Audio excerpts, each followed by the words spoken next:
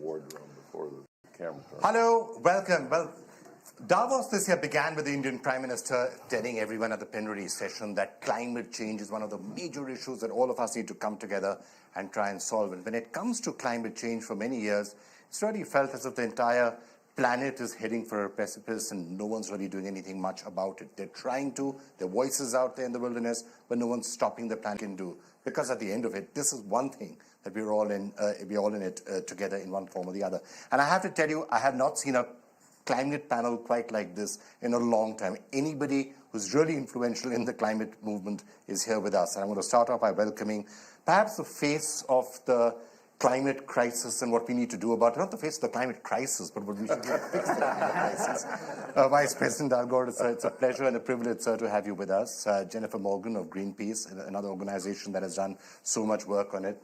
Thomas Bubel of AXA, somebody who's actually, as an organization, shown you can withdraw funding from polluting companies, and is that the way really to go forward? Anand Mahindra, of course, a top industrialist, also going to be the co-chair of the Climate Action Summit, and we're going to see what possibly could happen there. Sarat Khan, it's great to have you with us as well as a climate change activist. You've fought against coal plants and had a lot to do to actually reverse coal plants from coming up in Bangladesh. So it's a pleasure to have you with us. And we've got a large number of really prominent people in the audience as well I'm going to go to. Not least, Jay Inslee, governor of Washington, perhaps one of the most influential politicians in the United States, who is really doing all he possibly can to try and reverse the trajectory that the U.S. seems to be on to some extent right now, and what the states can do to try and fix that. And let's hope you do get that carbon tax through. So thank you all so much for joining us. If I could just try and set the stage for what we should try and do. Let's start off by trying to establish where exactly are we? Where are we headed to? Is it 3.2% degrees? Is that what we're trying to do about it? What's the state of play?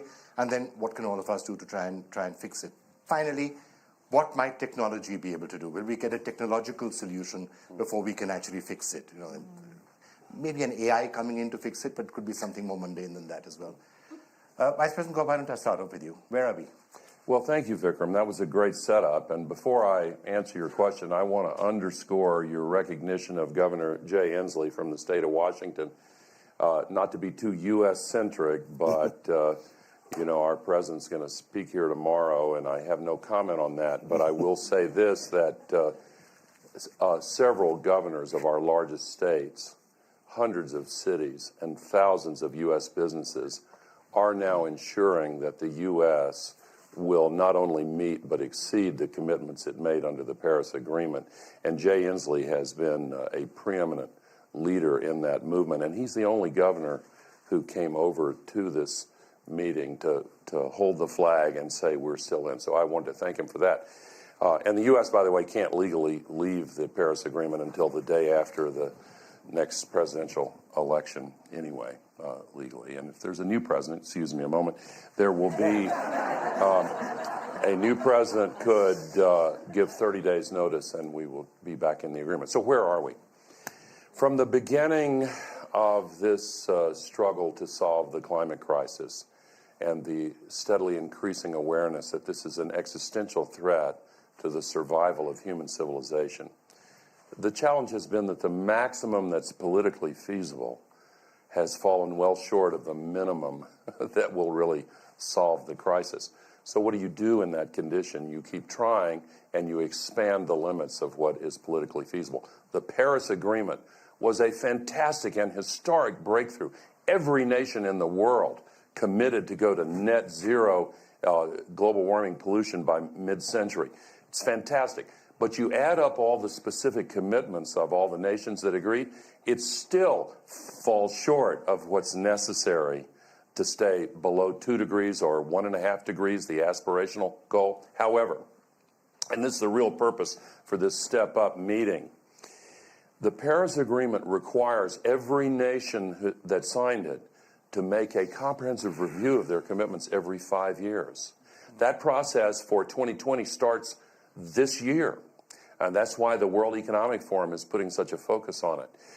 Because the cost reduction curves, we'll talk about technology toward the end of this session, but we have a lot going for us. the technologists and the business leaders are finding that there are amazing advances in solar energy and wind energy, batteries, electric vehicles, efficiency. So we can increase the commitments. But what's needed is the political will to confront the naysayers, to confront the foot draggers, the carbon special interests that want to slow the process down, and exercise the political will to really increase these commitments. And that has to start this year for 2020. And it's worth remembering that political will is itself a renewable resource. Right. I'm just trying to figure out the probabilities of it. When Donald Trump does speak at Davos, what's the possibility that he will say the U.S. is going to do more on climate change? And 0. Why was I hoping for something different? But okay, fine. No, But a famous economist in the U.S. in the last century, Rudy Dornbush, said something very wise. He said, things take longer to happen than you think they will. And then they happen much faster than you thought they could. All the social revolutions, Mahatma Gandhi's revolution, Martin Luther King's revolution, you could go through the list. Yeah. They've all seemed so slow and painfully slow until consciousness changed and people resolved the complexity into a simple choice between what's right and what's wrong. And then the change happened. The survival of our civilization is at stake here. Yeah. And people are becoming aware of it. And the change is now beginning to accelerate. But we have to translate it into political change. All right. Jennifer, would you be more optimistic today than you were 5 years ago, or less optimistic? Oh, a bit of both, I have to say. I'm more optimistic because I think we are seeing a step up to some extent, and because I think the Paris Agreement and this ratchet mechanism that Vice President Gore is talking about is fundamental and gives us the ability to go to that zero carbon economy we need to go to. But I'm less optimistic when I look at the disruption. The disruption is also a positive and a negative, because I think disruption is actually the new business as usual on climate. Because if you really look at the disruption that's happening through the different extreme weather events that have happened around the world, I mean, how many of us are living in places that are being impacted? The science that's coming in on attribution of those events much more clearly and tying that. The societal disruption that's coming in on a positive side, and students, organizations taking companies and governments to court. That, I think, makes me optimistic. The disruption on technology with the cost driving. I mean, who would have thought even 5 years ago that you would have the phasing out of the internal combustion engine? I mean, who here would have thought that? And now we're at that point. And the economic one, too. So, you know, lots of disruption, and I think that's the opportunity. But it has to be seen. And are the extreme climate events that we are seeing, are they clearly being linked to the problems that we've been talking about of climate change? Yes. Because there's still a lot of climate change deniers, not least the President of the United States, but there are others. Yeah, there's not. I think that's a thing I think we just put in the corner, because I think the vast majority of scientists around the world understand this. And I think only 99%. Yeah, 99%. Thank you, Vice President. I think the thing to know about the science, which is very important right now, I think also for people here at Davos, is work that's happening at Oxford University, Union of Concerned Scientists, that is looking at attribution and the link. They are the science has just gotten much more sophisticated in the ability to link actually those events with, almost like if you're a baseball player and you're taking steroids, right? Those events, that's what's happening right now, and the science is solid there. So if I were a corporation, I would be looking at that body of knowledge. All right, Anand Mahindra, where are we at? When you go to the Climate Action Summit, and you're going to be talking out there and saying what is it that needs to be done, how bad is the crisis, and to what extent is a step up needed? You know, my definition of an impossible task is being asked to summarize where are we after Vice President Gore. You know, I mean, he is the first and the last word on this, so I don't want to answer the question, where are we? He just did that. But you asked me what I'm going to do, especially at the Global Climate Action Summit. My main task as a crude capitalist is to dismiss two myths. The first myth is that there is a trade-off between choosing to do something to improve climate and your growth or your profits. Everything that our group of companies have done to try and improve energy or to reduce greenhouse gases has actually given us a return. In the last 5 years, for example, we've saved 58 million kilowatt hours of energy, which could, fire up 15,000 homes in India. But that saved us money. We've turned water positive in our group. We've saved 36% of the water that we use as opposed to since 1912. But that's not because we did it as good Samaritans. That's brought us profits. So we have to dispel the fact that there's a trade-off, that you're ticking a box off for CSR. And the second myth I want to dispel, again, related to the fact that this is not ticking the box, I think we have to keep drumming the message that climate change is, in fact, the next century's biggest financial and business opportunity. Why are we constantly asked, what are you going to do? What is your do-gooder? What will you do to keep up AXA's finance to you? We don't need that stick. There is going to be a $6 trillion opportunity over the next 2 decades. When technology changes, just as it did when it first moved from the buggy to the car, whole new ecosystems spill up. New appliances, retrofitting of technology, leveraging new technology. I mean, you can wake up one morning and suddenly somebody tells you there's an entirely new universe of business opportunity. Why on earth are we talking about this as a compulsion or a burden? That's the message I want to give wearing the hat I have. So, Risalath, when you're looking at that, when you're talking about the trade-off, so is that one change that has started to come when we are looking at where we are on this right now? That countries are also starting to recognize that it's not entirely a trade-off. He's talking about the trade-off for a corporation. For a country also, it's not entirely a trade-off. You can do something about climate change without necessarily derailing development. I mean, in Bangladesh, for example, is that realization coming? One of the countries that might be the worst affected if you actually do have, a rise in sea levels. Yeah, thank you, Vikram, and great to be here. And I appreciate the forum for giving youth an opportunity to engage in this debate. So for countries like Bangladesh, it is very important because, as you know, like one of the most repeated statements is Bangladesh is the most vulnerable country to climate change. And if you look at the sea level rise kind of figures, the estimates that scientists have put out, you see that there's still significant levels of uncertainty there, but between 20% to 1/3 of the country could go underwater. And we're a country that has over 160 million people. So just in terms of that reality, that cannot be contradicted. Like that is the reality that we live in.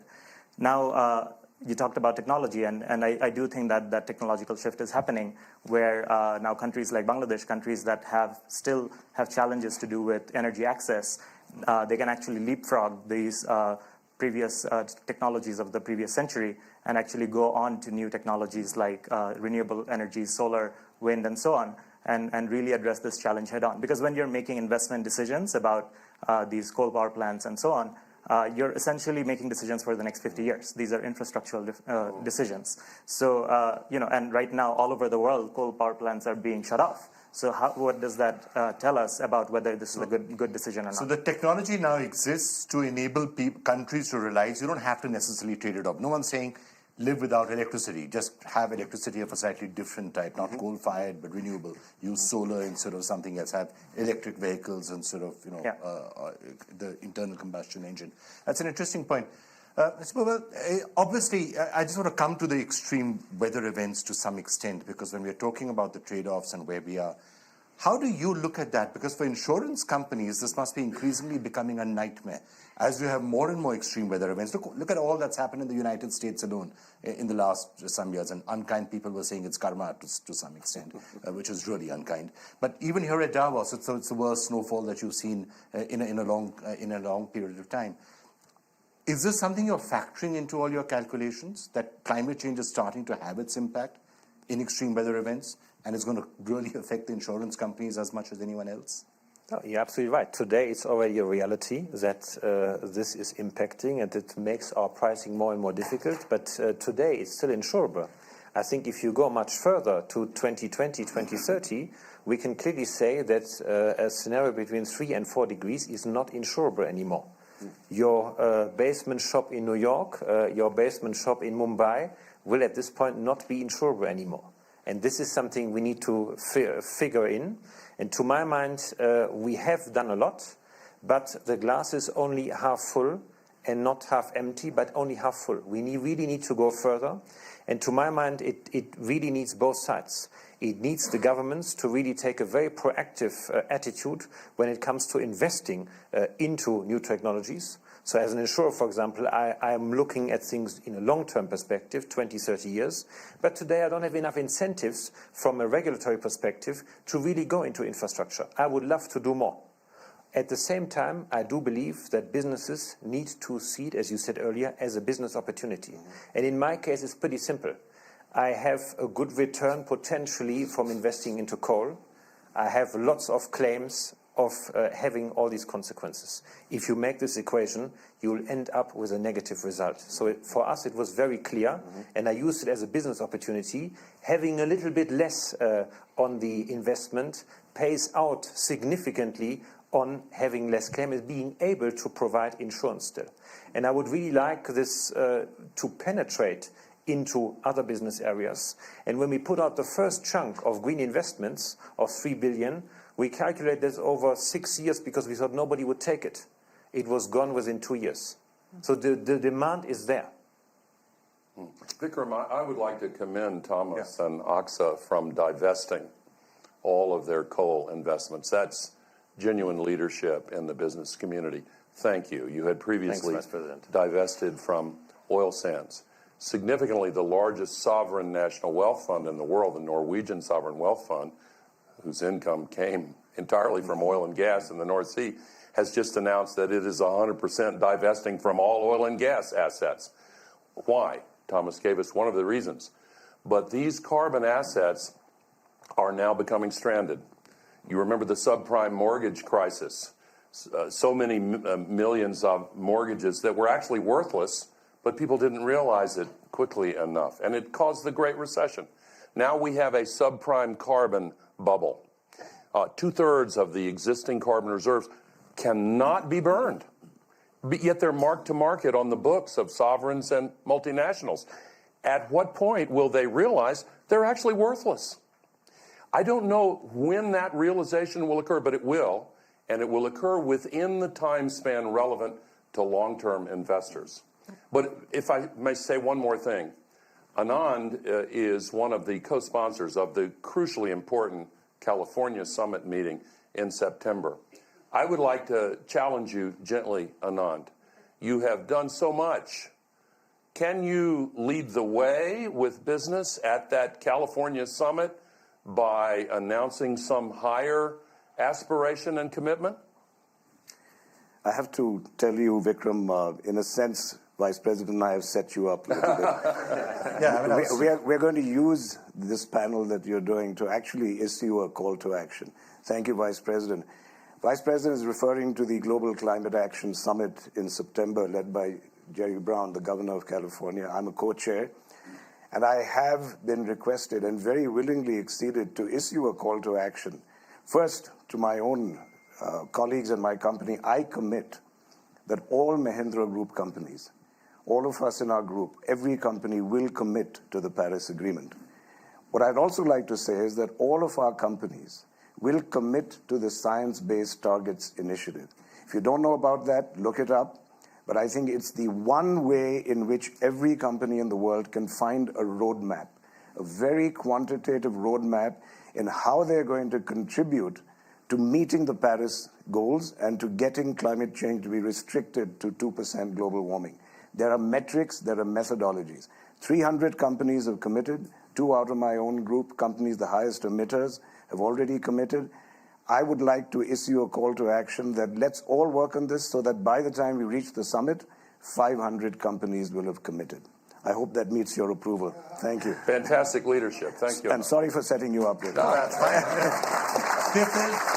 This is a good problem to have. Now, can I get anybody else feel free? Not just on the panel. Anyone in the audience wants to make commitments? If I may build on that call to action, I just want to take a step back for a second on the business case that was made, and just ask a question first to the audience and everyone here. Raise your hands if you have children. Grandchildren, too. Okay, so that's even better. So I saw the majority of hands go up here at Davos. And I just want to take a step back and frame the situation that we're in a bigger picture. Yeah. Throughout my life, I'm 27 right now. I'm turning 28 very soon. Essentially, the previous generation of decision makers have failed us, have failed our generation. And I'm not sugarcoating this. I think you have already failed us through the inaction from the previous generation. And the next 3 years, from 2018 to 2020, that's the time that you have to redeem yourselves. That is the message to the previous generation of decision makers. Because Mission 2020, which is an initiative by Christiana Figueres, who is the head of the UNFCCC, has those science-based targets that we need to really bend the curve in the next 3 years. And 3 years to redeem yourself. It's quite a powerful challenge. Okay, so I'm going to come to the countries, but seeing as we've started off on the businesses, let's just look at that. That's sort of a challenge. Is it something that you think, Jennifer, could actually spread? More and more companies coming out, groups coming out, insurance companies coming. There's a we mean business coalition is already there, and a large number of companies are coming up and joining it. Is this one of the ways that you see that challenge can actually be met? Yes. And the redemption that Risadat was talking about? If the action comes quickly. That's the key. That's the key. And that it's at scale. Because I think what we're seeing is a lot of good action, a lot of good words, but it can't be incremental anymore. That's the thing. So this disruption, and I completely agree with you, I feel like there's this space that's opened up for economic development, for people that can be stepped into by companies and by governments, but by companies particularly, for your shareholders, but also more importantly, from my perspective, for the planet. So it has to be big enough. And that's what we'll look at to see, okay, great to see the momentum. But, we just came from a meeting about deforestation. Last year, an area the size of New Zealand was deforested, right? We're not winning on deforestation. And so the Tropical Forest Alliance needs to step it up, and they need to go big as well. So I think it's possible. We welcome it. We want to see the big actions. And I think, I also just quickly, I want to just say on the impact side of things, the insurance part is very important, and to see what's insured losses and uninsured losses. Yeah. The piece that I think is also a big power shift, if you look at what New York did last week, right? They basically are saying, we can't pay for these impacts that come from Hurricane Sandy. Our people in New York can't pay for that. Who's going to pay for that? They have issued a court case against 5 oil companies to say, based on that attribution science, we can't pay for that. They should pay for that. And that's that push and pull, right? That needs to go on, and the responsibility that I think is expected and needed from young people, from everybody. So, yes, on big action, but it's real. It's really real now. Just to add a number to what you're saying, this protection gap between what is insured and what is not insured is 100 billion. And it's mostly on the shoulders of the states, as you say. And just to build on the comment on the young people, Vice President Gore mentioned the divestment that has happened. I just want to point out that divestment was a movement that started only a few years ago. It was only 5 or 6 years ago, and it started largely because of students mobilizing across college campuses. And I see youth having a fundamental role. I believe they have 3 components. Like, they have a very clear moral clarity of this crisis for our generation. They have the disruptive energy to drive this change, and they can also bring the technological savvy to share knowledge and build these networks. And that's what has led to big actions to evolve over time. And youth have shown leadership. And you've shown that, for example, in your campaign against a coal plant in Bangladesh, which you were able to actually get stopped. No, unfortunately not. You're referring to the Rampal coal plant that's being built next to the. But I thought it is. Is there any chance it is? Because we are still hearing from the authorities that they may or may not be. So right now, construction is actually going on. And I just want to take this moment to highlight the link, because this is being seen in NTV by Indians across the world. I just want to highlight the connection of the Rampal coal plant to India. Well, firstly, Sundarban is a heritage. It's a World Heritage Site. It's the largest mangrove forest in the world, and it's shared by Bangladesh and India. And if you haven't been there, it's an incredible place. It's a spiritual connection that you feel. And it's been driven at the highest levels from India. At the beginning, it was a 50-50 coalition between the NTPC, the National Thermal Power Corporation, and the Bangladesh Power Development Board. Then came on the engineering and procurement contract was then signed by Bharat Heavy Electricals. And then came on Exim Bank providing $2 billion of funding to underwrite the project. And finally, now we're hearing that Coal India is in line to supply 4 million tons of coal annually. And we're hearing that India is potentially looking at Bangladesh as a market for lower quality polluting coal. So that's a very difficult position to be in for Bangladesh. And I just want to highlight and make an appeal to Indians, civil society, businesses, as well as the Indian leadership. So you shouldn't shift pollution from one country to the other. I think that's an important point. Could I just build on that for a moment, Vikram? I want to thank Rizalot and his colleagues for the fantastic work they've been doing. But I want to the extent it's possible, to shine the spotlight of the world on this particular struggle. Maybe it is not a lost cause. Jennifer talked about deforestation. This involves deforestation. It is next to the last remaining tiger preserve in Bangladesh. It is being subsidized. Governments in India and in Bangladesh and elsewhere are forcing their taxpayers to subsidize this existential threat to our civilization. Bangladesh is the most threatened nation in the world by global warming. It has fantastic reserves for solar and wind, which is now providing much cheaper electricity than burning coal. But special interests, there have been reports, well, I won't get into the stories about corruption, but there are special interests that are driving this process in a way that harms our future. And it's so obviously wrong. The world as a whole, let me make this point, is forcing taxpayers to subsidize the burning of coal, gas, and oil at a rate 38 times larger than the meager subsidies to speed up the deployment of solar and wind. It is an atrocity. And if the world would shine a spotlight, as you say, on Indian consciousness of how they're being forced to subsidize this destruction of the Sundarbans, then maybe there is a chance for a rising consciousness to say, no, lots of coal plants have been shut down in the U.S., even in India. And so why would Bangladesh make this decision unless it's driven by other factors? So, I remember you had a rather heated argument in a discussion with the Prime Minister of Bangladesh. Last year, I'm glad I did. Last she year should be held accountable for this. All right, we remember that particular encounter. Perfect occasion to shift our focus, I think, to what nations need to do and countries need to do. And I do want to get Governor Inslee in on this as well, because let's rewind 3 or 4 years back. You know, when you were having that COP meeting at Copenhagen and others, it was essentially the developing world saying, and the emerging markets saying, you guys did the pollution. We're not even the highest per capita producer. I mean, India, for example, has been saying we're the lowest per capita emitters in the world. So why do we need to do anything? You are the people who should take on the ownership of cleaning it up. It was pretty much emerging markets versus the developed markets and who should do more and who should be accountable. That debate seems to have changed a little bit, and it's interesting that you're seeing both India and China almost stepping up to take a leadership role. The Prime Minister of India was here, as I said, just fantastic speech, saying that no, we need to do more about it.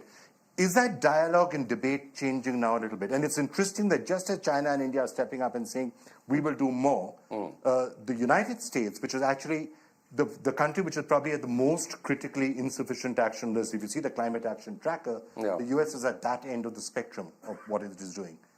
It's recanted on its Paris commitments. Well, legally it can't leave until 2020. We're going to meet and exceed our commitments. And, the world has changed in the last 10 years. The growth of China, the emerging growth in India, many other countries. Actually, more than 2/3 of the global warming pollution is now coming from developing countries. That's not blame shifting at all. It is indeed the developed countries that created this problem. But it is a global problem, and it must be solved by everyone. One of the other changes in the world with globalization has been, unfortunately, taxpayers in the wealthy countries are feeling poorer than they are and are feeling less willing to provide foreign aid, ODA.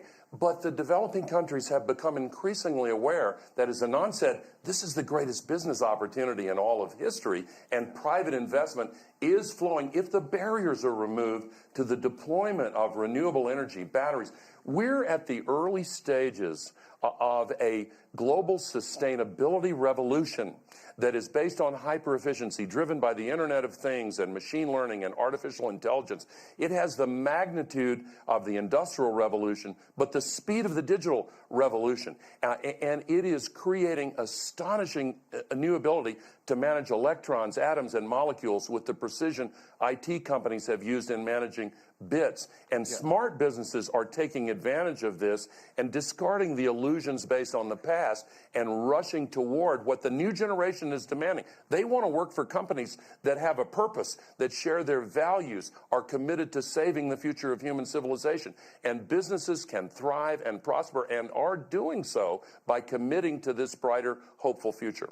Right. Anand, if you look at a country like India, which says we are among the lowest per capita emitters, so we don't really need to take on the burden of this. And earlier, there used to be a talk for technology transfer and money transfer and help finance this. The fact that that has changed, and you're having the Prime Minister, for example, willing to come and saying, we will do what we need to do. Is it also partly because the technology is changing and therefore countries like India are recognizing that we can have a solar path, we can put this 175 gigawatts of solar electricity, which means we don't have to give up on development. We can be clean and develop at the same time. What I said earlier, Vikram, clearly confirms what you said. But let me say, first of all, I think even if technology is changing and helping this change, and this is a big opportunity, we should not abandon the argument of pointing out that there is an issue for the countries that did pollute the planet earlier. I mean, I want to make that clear. I am one of the champions of saying, let's not pass the buck. But I do get worried when I see the biggest per capita emitters moving into the background. That's not on. So we need to keep that in focus. Having said that, yes, I'm confirming to you that technology is a game changer. But it's not an invisible hand, if I have to use Adam Smith's old term. It's not as if we're going to wake up and find that technology has suddenly cured everything. There have to be people who are going to use that technology, who are going to push it. If you look at China today, if 750,000 vehicles were sold, half of them were in China. Not because they're economically, at this point, feasible or viable or attractive, because the Chinese government is making it happen. So as we move towards these new technologies, we do need governments to nudge us along. That's what I would say. Yeah. His point is you can't, and we should not entirely do away with those arguments to say that the people who have the historical responsibility and who are still by far the largest per capita emitters still need to do their fair share. And today, if you look at the actions that are coming, those countries are still not doing what they need to do. I completely agree. And I actually want to shine a spotlight right now on Europe, and particularly on Germany. Because today, negotiations begin for a new German government. And Germany has the largest coal fleet in Europe. It's like this secret that people don't know about.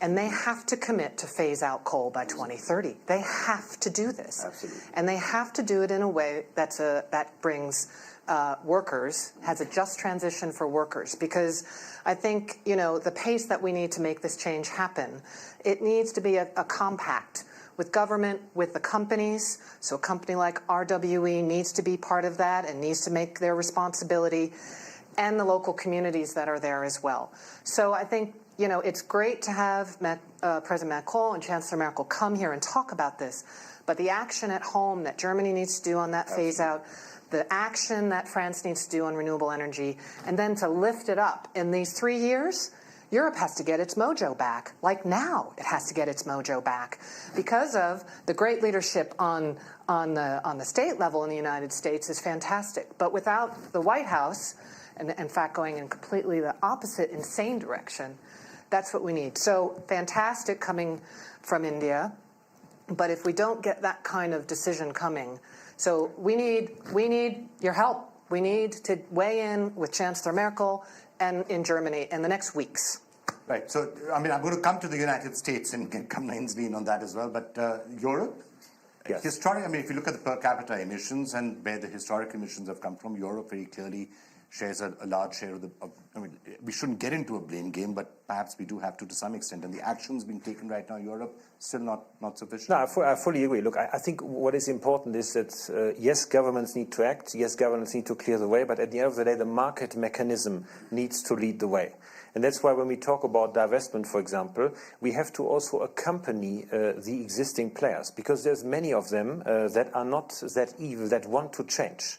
And therefore, helping them to change and directing the investment in the areas where the change is happening, I think is extremely important, not to have an abrupt stop of it, but to also ensure that the safety of energy for a country, and I guess this is the issue that Germany, and since I'm German I have to comment now, is struggling with, and you have to find a pragmatic balance. But I think the market mechanism of directing the right investments, and we have done this. I mean, we have put out 12 billion for green investments. We have gone out of coal. We are not insuring coal anymore. And you can see that the demand is shifting. The market is working, and I think what needs to happen more and more is that we also need to have a better reporting on this. It is actually relatively easy to tie back the 2-degree scenario to what it means for your investments. How do you need to shift your investment over time? It's not so difficult, and therefore I'm pushing a lot the question around climate-related financial disclosure, which then puts more pressure, again from a market perspective, onto the public to really go in that direction. Vikram, can I make just a quick point?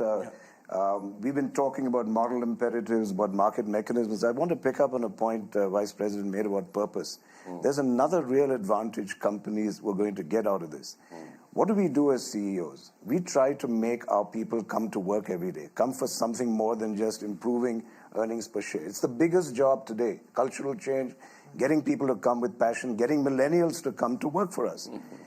You have no idea if you tell people, I am morally committed. I made this challenge, not because I'm Mother Teresa.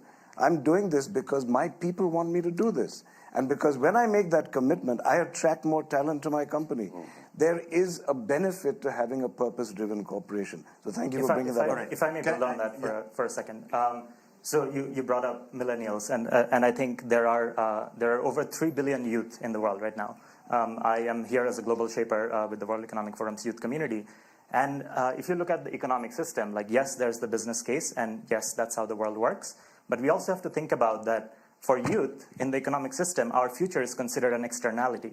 You know, that's the term for our perhaps the youth future. would start voting for people. Yes, youth should start voting for people who are going to save the planet. But I'm talking about voting for. But I'm talking about a broader shift in the economic system. There's someone here in the audience that I want to highlight. Kate, we had a great conversation. Kate Raworth is the author of Donut Economics, which is a really brilliant book that came out this year about really shifting that economic mindset. Like, what are we doing with the economy? Really, are we staying within planetary boundaries, and are we trying to help people rather than simply focusing on the market and the growth?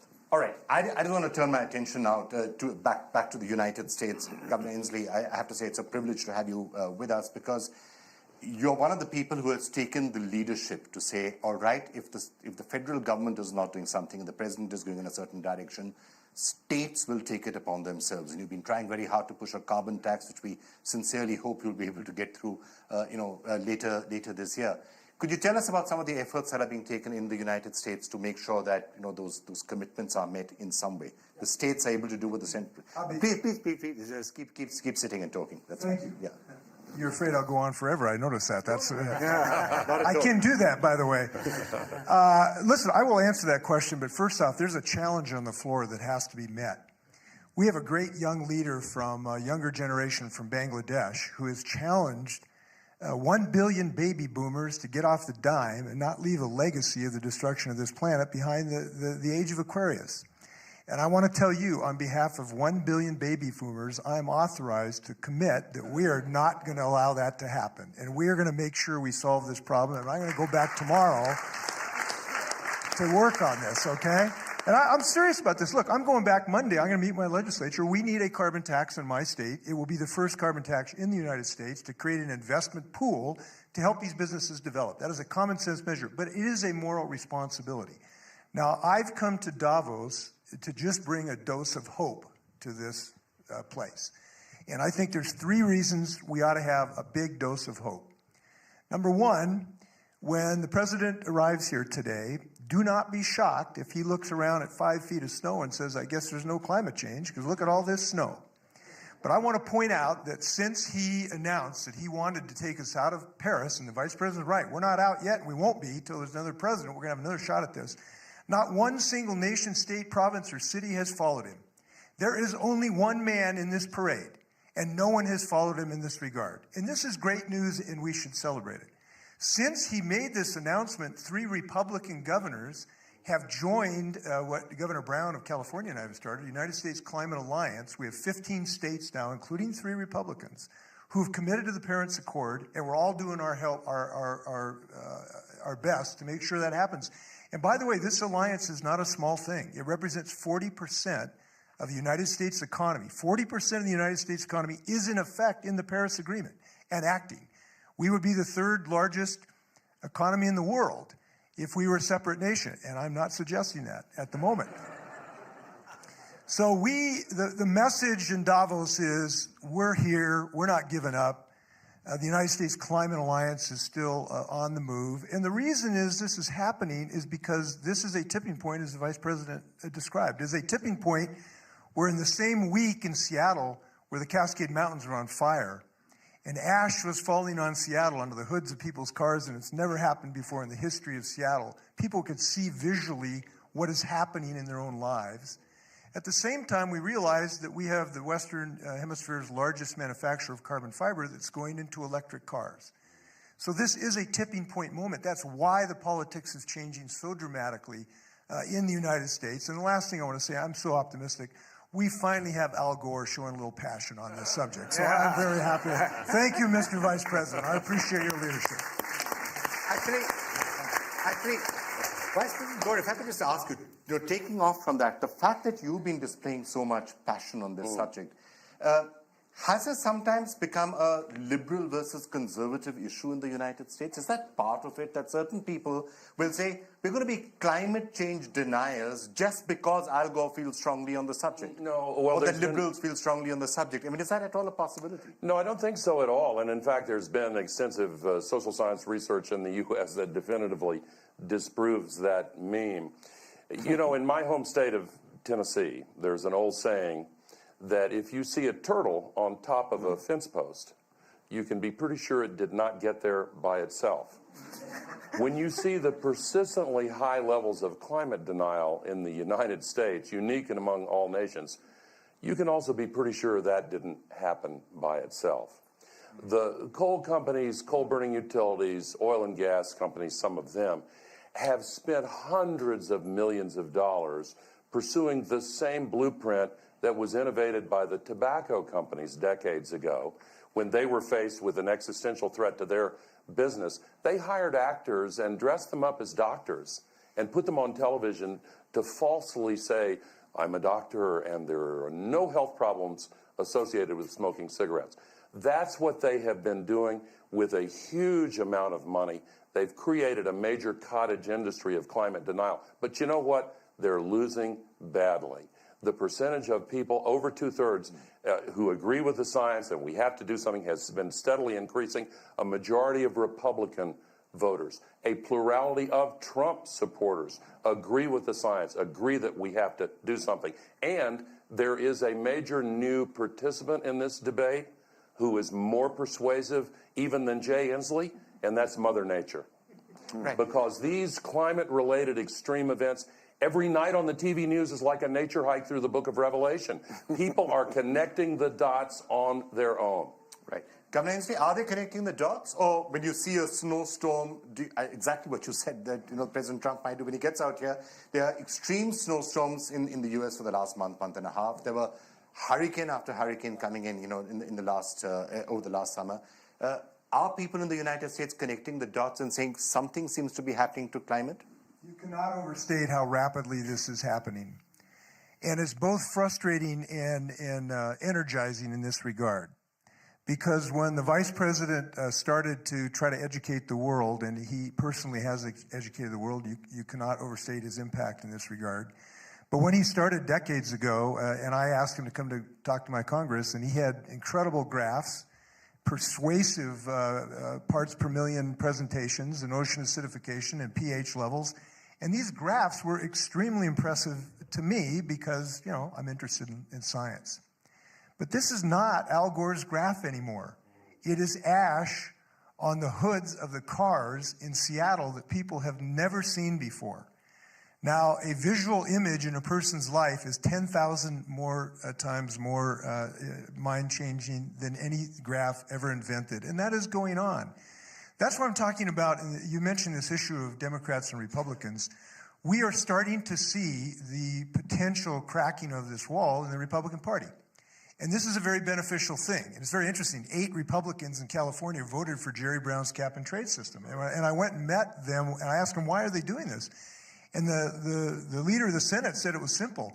Our party, we concluded, was going to go extinct if we didn't pull our heads out of the sand and had our tail feathers out in the air anymore and start to get involved in this solution. And why? It's because this generation that's coming up behind us is 99% in favor of doing something about this. So if you want to have a viable political party, you need to start engaged in the solution, and that's why it's starting to happen. And that's some of the best news about this issue right now.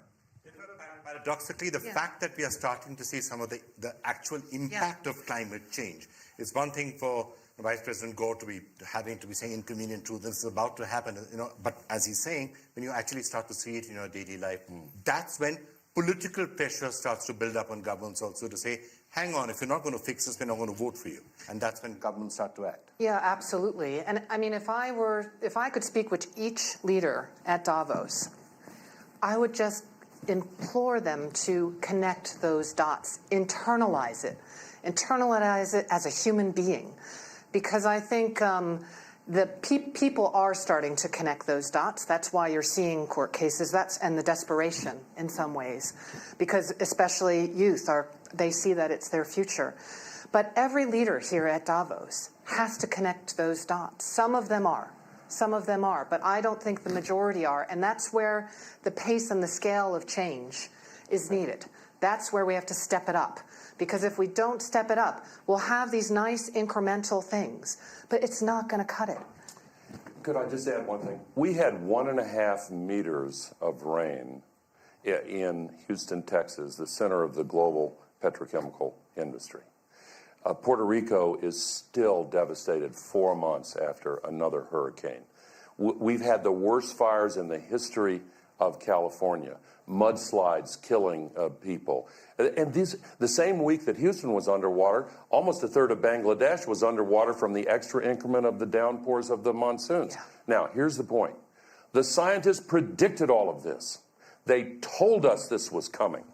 The fact that their predictions have been proven correct should cause any reasonable and sane person to pay sufficient attention to their predictions now about what is going to happen if we don't stop using the sky as an open sewer and dumping 110 million tons of heat-trapping pollution into it every single day. The cumulative amount there now traps as much extra heat energy in the Earth system every day as would be released by 400,000 Hiroshima-class atomic bombs going off every day. It's a big planet, but that is a lot of energy, and it is disrupting the ecological system of the Earth upon which the flourishing of humanity depends.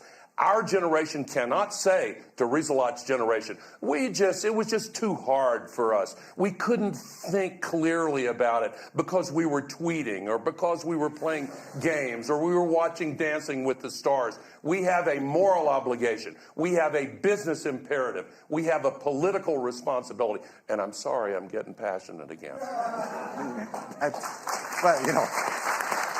Please, I think on behalf of all of us here and on behalf of the planet, please keep getting passionate about it. It's really required. If I can highlight the human dimension of that. Just last month, I was in Bangladesh, and I was at my brother's home, where I met this woman who works in their home as a helper. And she was telling me that in the rains that you were referencing, her family lost all of her crops. And it was record rainfall that hadn't happened in the last 35 years. And that is the human element, like, because she was from a pretty affluent family in her village, but she had to, out of desperation to support her family, come to the city and work in people's homes. So that's the individual dimension of like millions of lives that and are you can actually at stake. multiply that. You can multiply that story hundreds and thousands of times, maybe millions of times. And if we're not careful, we'll be multiplying it 1 billion times or more if we don't do something about it. Just to finish that thought, your point about your generation's responsibility, I can guarantee you that if you don't meet this challenge in the next 3 years, well, may your children find it in their hearts to forgive you. All right, Anand, just want to shift focus to one other area of possible hope, right, which is technological change. Technology, to some extent, did this to us with, carbon, with, coal-fired plants and, oil and gas and the rest of it. Could technology solve it? For example, many countries, India included, China, saying that we're going to phase out all oil and gas vehicles by a certain point of time. No more fossil fuels will be used in cars. It will all be electric. You're one of the largest, vehicle manufacturers. Is that something which you see happening? And could that sort of a change really save the planet? We just won't have the internal combustion engine by 2030. We will not have coal-fired plants because it's cheaper and easier and simpler to go solar or something else. It's funny, at a recent IT conference a year ago, NASSCOM in India, I was asked this question in a different context, and I was asked, will technology save the world? I have to tell you, despite all technological leaps, you know who saved the world? It's poets. It's poets who still save the world. It's people who get out on campuses and protest. You talked about protests, marches, the Vice President urged you on. I was a student in the US when the biggest protest marches started against investment in South Africa, the anti-apartheid movement. And the Harvard endowment was the target of this because they were major investors. And I watched as we were young people and we were protesting, and that made the difference. There's no analogy there. All I'm trying to tell you is, yes, technology is an enabler. It's a facilitator. That's why we've invested in electric cars. When we did that some years ago, people were wondering why we're doing it. It's not going to make money. It's stupid. I don't think we are being called stupid anymore. We're still not making money on it, but we are not being called stupid anymore. We are called visionary. So we are making a bet on technology. But at the end of the day, thank God for your system, Vice President, in America of liberal arts. Because the liberal arts are the ones that generate the poets who will make the protests, who will call out the scenarios and force us to change direction. Technology is an enabler. Right, but Mr. Bowman, is it possible, for example, that investors, companies, fund managers, endowments, insurers will say, we're going to bet more and more money. We're going to put real money behind solar, electric vehicles, or what have you. Make sure that the technology continues to accelerate. Let solar cell prices continue to crash. Let battery technology improve dramatically. And somewhere along the way, a byproduct will be that the planet could get saved. Is that a scenario that you're seeing? It is possible, but I think two things are needed. One is the question of statistics. I want to go back to what the Vice President said. We are always looking at statistics and projecting from the past. The actuary in insurance, that's his or her business. We need to shift and look more at what big data tells us in a very different way. And there we see, it is foreseeable what will happen. I think having that conscience is extremely important, and also relating it back to people's life. What in your life changes tomorrow if X, Y, Z happens? And I think the second thing is on the investment side. Yes, it's relatively easy. There's a market today for many investment opportunities, and you have the choice. But today, people do not make the right choices because they don't link this opportunity of climate change to, the nuisance of having a little bit of less return. And I do believe that we need to push in the public opinion. That's why I like your view about protesting. That needs to really push us. If you look, we were the first one. I was hoping that a week later, I would see another colleague following. What has happened? It took 2 years. And it's sad to see that. And my big question is, how can the public pressure rise when somebody has done something to say, look, why, if these guys are doing it, why can't you do it? Right. Governor Inslee, on that question of technology, because that entire West Coast is where a lot of innovation is happening in Washington itself, but also in California. You're seeing companies like Tesla saying that our entire corporate mission is almost to find the technologies that will help accelerate that transition. Do you see technology playing a major role? Yes, and we believe in technology fundamentally in my state. You know, we invented the first commercial successful jet airliner, Boeing, the 707. We invented the world's best software, Microsoft. We even invented the $4 cup of coffee. We're very innovative in the state of Washington. So we prize technology, but you got to understand it cannot solve this alone, just on a matter of pace. We have to change and decarbonize the world's economy at a pace that cannot wait for the great inventions that might otherwise occur over a century that need to occur over a decade or so. And that's why we have to have public policy to drive investment into these new technological solutions so that the next brilliant person with the next generation of photovoltaic cells can start out of their basement and expand rapidly. And that's why we have a Clean Energy Fund in Washington to do that. So it does require governmental activity. And for those who don't like government, I understand that, but here's the bottom line thing I believe. What we treasure individually, we can only save collectively. And that's the fundamental concept here. And that's why we need some public policy here. Right. Jennifer, can I get you to weigh in on that, on the technological aspect? Yeah, absolutely. I'm also not willing to bet the planet on technology development. It is an enabler, it is a part of it, and we need long, loud, and legal signals. The technology development that happened today didn't just happen. I mentioned Germany before on the coal side. Well, on renewables, the feed-in tariff drove that innovation. China scaled it, right? On an unplanned partnership in a way to drive down those prices. So, and the other piece I want to bring in is local and people and indigenous people and other sectors that technology is not going to solve. No. I mentioned forestry before, but if you look at agriculture, if you look at forestry, it's as big of a polluter as transportation is. And I think often in these climate discussions we forget that. It's hard. But it's also an area where, supporting indigenous peoples to protect their lands and making sure they keep those lands is also a big part of that solution. And giving people the agency to be engaged and protest and say, we are resisting, and we're not only resisting, we're part of the solution. So help us be part of that solution and make that easy. Right, Vice President Gore, I'm going to leave it to you to wrap this up, and please do feel free to get passionate. Just a word on the technology front. I agree with what's been said. It cannot save us by itself. It is a source of hope. It is going to be enormously helpful, but it cannot absolve us from the responsibility to change policy. The new LED light bulbs are amazing, but more important than changing the light bulbs is changing the policies, changing the laws. The world subsidized fossil fuel last year to the tune of $5.3 trillion. In many jurisdictions around the world, the fossil lobbies got legislatures that they have figured out how to influence, and I'll let others connect those dots. Some of it legally, unfortunately, some of it not in a good way. But they have gotten lawmakers to put up obstacles to the installation of solar and wind.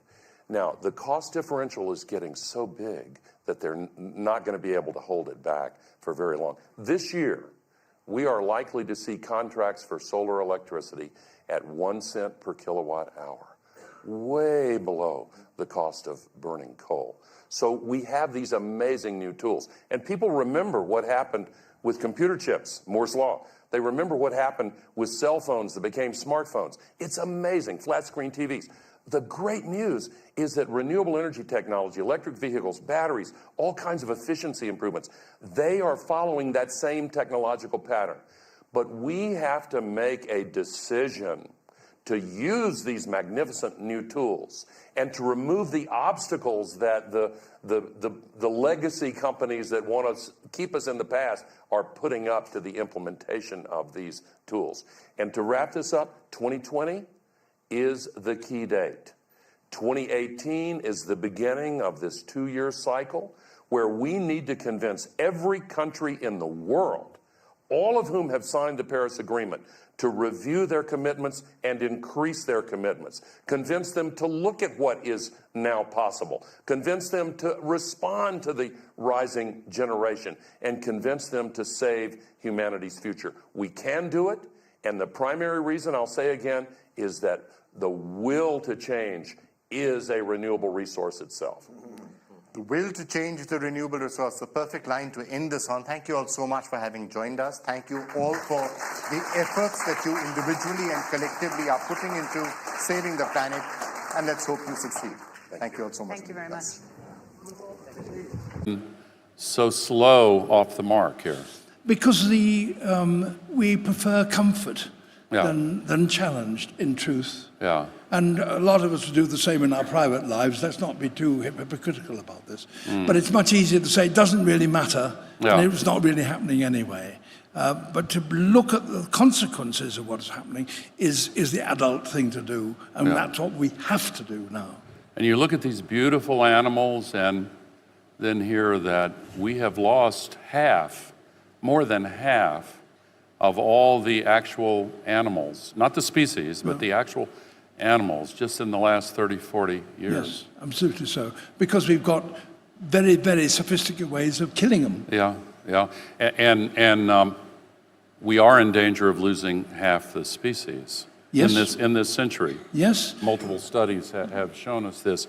So I'm going to come back to you, but speaking of global politics, we have a prime minister here, and You're not going to put it all on me, are you? yeah. I said I'm a big fan of your work, Prime Minister, and I've said that publicly, and I think you really represent a breath of fresh air in world politics. But I know that in leading your country, you're interested in improving the intergenerational well-being of New Zealanders and build an international reputation for New Zealand. And how do those challenges inform your approach to the climate crisis? I think you could probably put them in the same basket. What greater threat to our well-being is there than the current threat of climate change? Yeah. And we have a term in New Zealand that's unique to New Zealand because it's a phrase from Indigenous New Zealanders, Māori. It's this term, kaitiakitanga, and it means guardianship, specifically guardianship of our environment. And so the way I'd like to think about us in politics taking on the challenge of climate change is that we have a short term, a 3-year term, that's our political cycle, in which I see the challenge is to embed in that period of time as deeply as we can the infrastructure for long-term change. One of the biggest threats I think that we have, and you talked about why we're not making enough progress, political cycles. This needs to be something that we embed in our national psyches, in our political psyches, and in our action, and it needs to endure beyond us as individuals. And so if we can do anything, we will be creating legislation which embeds those targets, that ambition that we need, and then right through to the basic pragmatic things, like planting 1 billion trees over 10 years, creating investment funds, doing each of the things that will set us on a long-term path for guardianship, because that's what we all have to take the responsibility for. I've been so happy at the proposals you've made since you took office. It puts to mind a saying from an American humorist in the 19th century, Mark Twain, who said, "Do the right thing. You'll gratify your friends and astonish your enemies." And in politics, you'll surprise everyone. So, but ultimately, I think civic society has done an incredible job. The young people have been the leaders that we need. Now everyone is looking to us. Yeah. And so we've got the rule book. We know what's required. It's about a matter of getting on and doing it and turning what has been seen as a threat with a great deal of pessimism and fear into an opportunity. Yeah. We have the chance here to transition and future-proof our economies as well. And that might be jarring if we do it quickly, or if we take a longer track, it can be something we can prepare our people for. And so I think it's the only option. Yeah. You still have some resistance, don't you? Yes. And how do you deal with that? I mean, I'm asking for very practical reasons. There are policymakers here who are sometimes really put on their back foot by the fierceness of the resistance to even recognizing the reality of the climate crisis. There's good cause to be optimistic still, though. 10 years ago, when I first came into Parliament, I remember standing at a town hall meeting and speaking passionately about the issue of climate change and being roundly booed, including, I think, by members of my own family. But even in that 10-year period, how dramatic the shift has been. No longer do you have the significant questioning of the science that we even had perhaps in that period of time. So how do we move in the face of resistance? We don't do it alone. We build a movement with us, and I want to acknowledge the work of Sir David, a voice of authority, trust and respect, and to all those leaders who use the platform that they have, it creates the space for us as politicians to do the right thing. Yeah, yeah. So the business community has an extremely important role, and unlike New Zealand, some countries have a challenging period for leadership these days. And there are actually many countries where democracy is not working the way many of us think it should. And the business community is stepping up and providing leadership. Not all, but Anand Mahindra certainly is. And I was going to ask you at the end for a pledge or a commitment, but I know that just recently you did that. So tell us what you've just announced as an act of leadership in the Mahindra Group. Thank you, Vice President. When you're asked to be the only businessman on a panel about environment, it sort of fills you with a little bit of trepidation. You wonder whether you're going to be the fall guy or the dartboard for everything. But knowing that you were moderating this, I was very willing, because you've been a very great supporter of ours and a cheerleader. So I'm delighted, Vice President, to share with you and to share with those who were not at the Global Climate Action Summit in California in September, that I did make a pledge on behalf of all 220,000 colleagues of mine in our group. It's not the largest group in India or in the world. It is a sizable group. It's $20 billion with 100 companies. But I did commit that the entire Mahindra Group and all its companies would be carbon neutral 10 years before the Paris Agreement deadline by 2040. That's great. That's fantastic. That's fantastic. And if more business CEOs and leaders would follow your example, that would really accelerate the progress. We're seeing a lot of change in India, aren't we? Absolutely, and what I think we are seeing is that India, unlike many other countries, including many in the West, Vice President, is not dialing down on its ambitions. In fact, 3 climate groups had created a climate tracker report, and they have announced and stated that out of 32 country survey they've done, only 7 are still on track to meet their Paris Agreement commitments. And India is one of them, and I'm very proud to state that here today. So India is not backing off. As far as the business community is concerned, I believe that India is also in the forefront of having a business community that unequivocally recognizes that this is not a problem that we are solving alone. This is not a nice thing to do. This is not something you check on your CSR box. This is the biggest business opportunity of the next few decades. Yeah. So any country that dials down, thank you very much. We'll pick up the opportunities if you don't want them. Yeah, you know, that's such a great point to make. In my country, in the United States, the fastest growing job is solar installer, and it's growing 9 times faster than the average job growth in the country. Second fastest growing job is wind turbine technician. The opportunities for tens of millions of jobs, not only in the US, but all around the world for retrofitting buildings. You know, roughly a quarter of the global warming pollution can be traced to highly inefficient buildings that waste heat in the winter and cool in the summer. And you can create jobs in every community. They can't be outsourced. They're by nature in the community, and give an increase to the secular demand in the global economy on a sustainable basis at a time when we got the warning on Monday here in Davos that the risks of a downturn have increased. well, now is the time for an increase in secular demand, and moving quickly to seize the opportunities in this transition make all the sense in the world. And young people are calling for it. And I want to turn to you, Akira, because you represent a new generation of purpose-driven leaders and people involved in business. What are you doing to help mobilize other young people in Japan and elsewhere? Definitely, thank you very much. Actually, I have an issue that watching these series, that just makes me so emotional in a way. But please don't take everyone, the youth generation, young generation is too emotional. But we are, as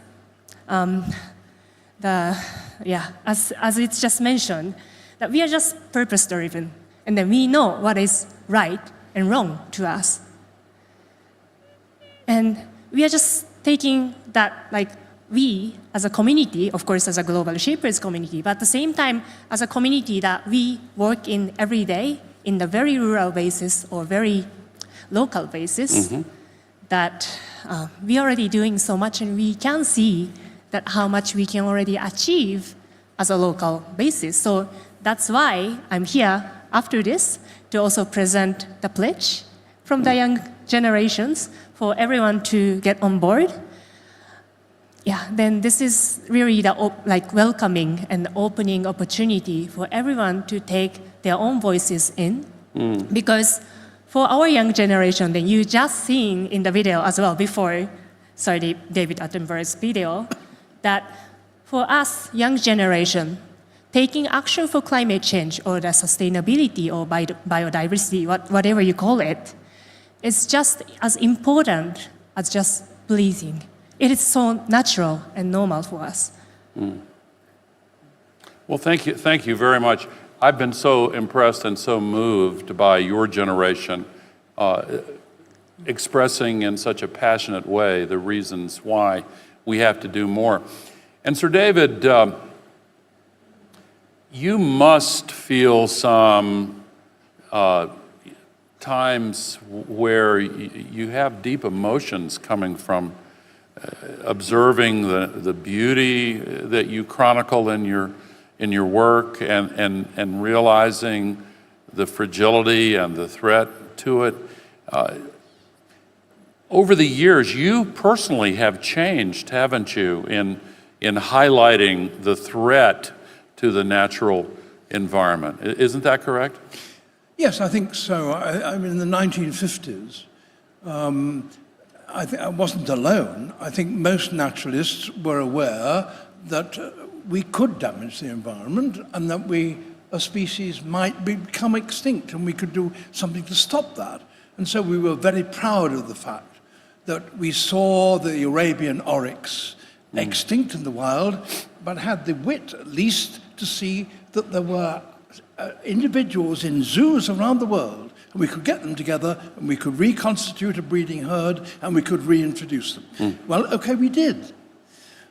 But of course, that was a very, very simple problem with a relatively simple solution. We didn't even then dawn on us that what we were wrecking were not individual species, but ecosystems. Yes. That was the catastrophe. Yeah. And that we still haven't cracked.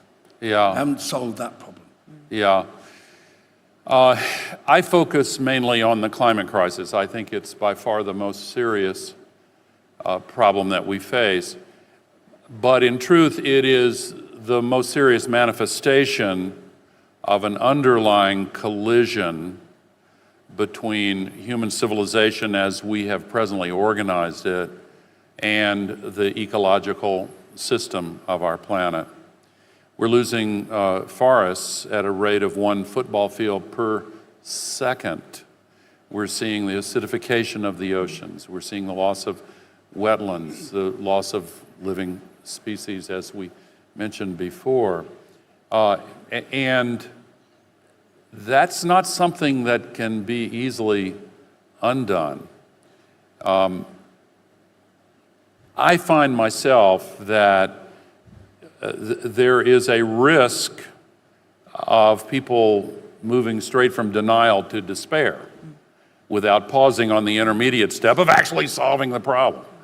And I loved your formulation when Hilda Schwab presented the Crystal Award to you last night. You said we have to focus on that intermediate place where it's not just high alarm constantly or doom and gloom, but actually focusing on the practical steps that can be taken. So thank you for delivering that message. Thank you. Yeah. Well, you started it. Let us pay our respect and thanks to you, because you sounded the alarm a long, long time ago. Well, you're kind to say that, but thank you. I simply channeled what my teachers taught me, beginning with Professor Roger Revelle. We were having conversations about it, but thank you. Prime Minister, I'm not going to name any names of your fellow heads of state. I want you to conjure one of them, can be a woman, can be a man. I'm not trying to be overly cute about this. If it's a woman, it's virtually naming names. There's not many of us out there. Oh, okay. Well, that's true. But what I'm trying to invite you to do is to have a conversation with one of your fellow heads of state who doesn't want to do anything about the climate crisis, doesn't think it's real or pretends to think it's not real, and is hostile to any efforts to do anything about it. What would you say to him or her? You know, I wonder whether or not I would say anything or whether I would show them something. Yeah. And it only takes a trip to the Pacific to see that climate change isn't a hypothetical. And you don't have to know anything about the science or even have an argument about the science to have someone from one of the Pacific Island nations take you to a place where they used to play as a child on the coast and show you where they used to stand and now where the water rises. Underwater, yeah. And so I don't think we have to do it all with words when we can just simply show what's happening as the images that we watched in the beginning have shown. And so where do you take it after that? Well, I think then it's a matter of saying that you don't have to cede power by acting on climate change. There's nothing to fear about your individual political status. Actually, this is about being on the right side of history. And do you want to be a leader that you look back in time and say that you were on the wrong side of the argument when the world was crying out for a solution? Yeah. And it's as simple as that, I think. Yeah, well said, well said. Yeah. Yeah. Anand, when you and I were together in San Francisco a few months ago at the Summit on Climate, this horrible cyclonic storm, a hurricane as we call them in the Western Hemisphere, was hitting the East Coast of the U.S. At the same time, an even more powerful typhoon, same kind of storm, was hitting the Philippines and then onward to Hong Kong. And then the fires were breaking out in California. Every night on the television news is like a nature hike through the book of Revelation now. It is just astonishing. But in India, you've had your share of these climate-related disasters. Is that having an impact on public opinion in India? It certainly is. We've been accustomed to these storms for a while, particularly in some of the geographies. But I have absolutely no doubt right now that when a natural calamity occurs, and they're occurring with greater frequency than they used to, there is no reaction in India, whether it's by the lay population, whether it's by business people or by policymakers. There's no reaction which is regressive and says, oh, well, we've had these before. Yeah. Indians somehow are notorious for being fatalistic and accepting. And I think there are good things about being accepting about life and about our fate. But this is not one of the things I think India is taking as simply an act of fate. And again, I believe that the business community, once again, you brought them up, but we were earlier in Davos last year, if you remember, and you and I co-conspired to try and make a call for action. Yeah. And at that time, I think about 330 companies had committed to following science-based targets for meeting the Paris Agreement goals. And I'm happy to tell you, you and I both called for more. Our target was 500. We're now at 515 companies who signed up. So there are many believers. There are not that many disbelievers. That's the good news. And in India, I have not come across anyone who doesn't recognize the dangers. I live in Mumbai. Mumbai is meant to be underwater at some point in time. I live on the coast as well. So it's a matter of survival for all of us. For India, it's about staying alive. It's not just about politics. It's not just about business, as I said earlier. It really is a question of staying alive. Yeah. And just to make one other point with India as an example, I could use my own country as well.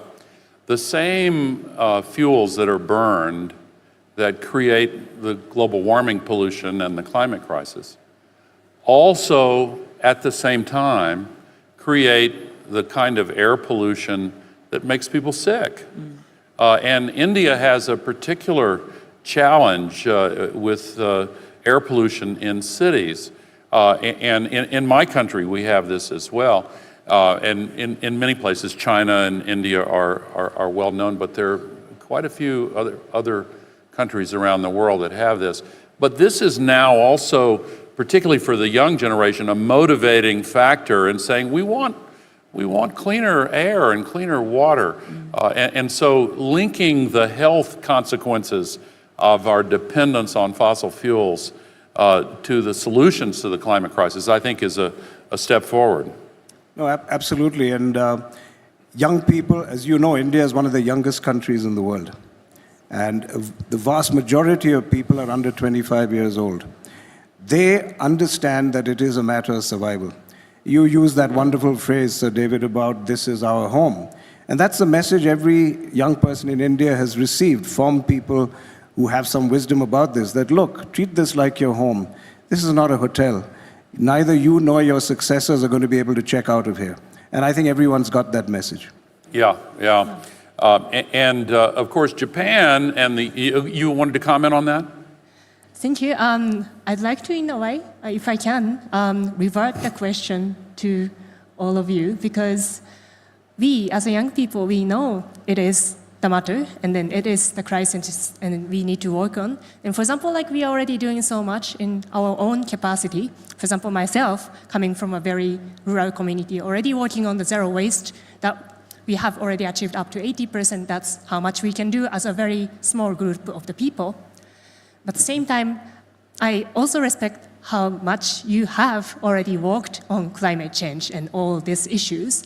But I see the gap between the young people doing so much in their capacity, between how we can also get your buttons for our generation to be passed on. At the same time, how can we bridge this generation also transitioning so that we can also have the capacity together with all of you to actually moving forward to make change. What's the advice? Yeah, well, I think we've all got to take inspiration from your generation and move forward much faster. This is a challenge unlike any other. But the fact that we have the solutions now, as was said earlier, makes it particularly frustrating for people who want to push for faster action. But I do think that we are making slow progress. Now, I qualify that because we've gone for 3 years with no increase in emissions. But last year, the emissions started increasing again, actually in 2017, and then last year even more. So this is a warning sign. The Paris Agreement was a great success. But one of the reasons why it's so important that the World Economic Forum has featured this session and has so many sessions on climate this week is that this year kicks off the cycle of increased commitments And in the fall of this year, the Secretary General of the United Nations, who will also be here this week, is holding a special UN summit following up on the IPCC report. And then the following year, that's when every nation is going to be called on to increase its ambition. So the old cliche is you have to walk before you can run. We are seeing the beginnings of progress, but we have to accelerate that progress dramatically. Sir David, I'm going to ask you the same question I asked the Prime Minister. If you could have a heart-to-heart with a head of state who is not yet doing anything on this, what would you say?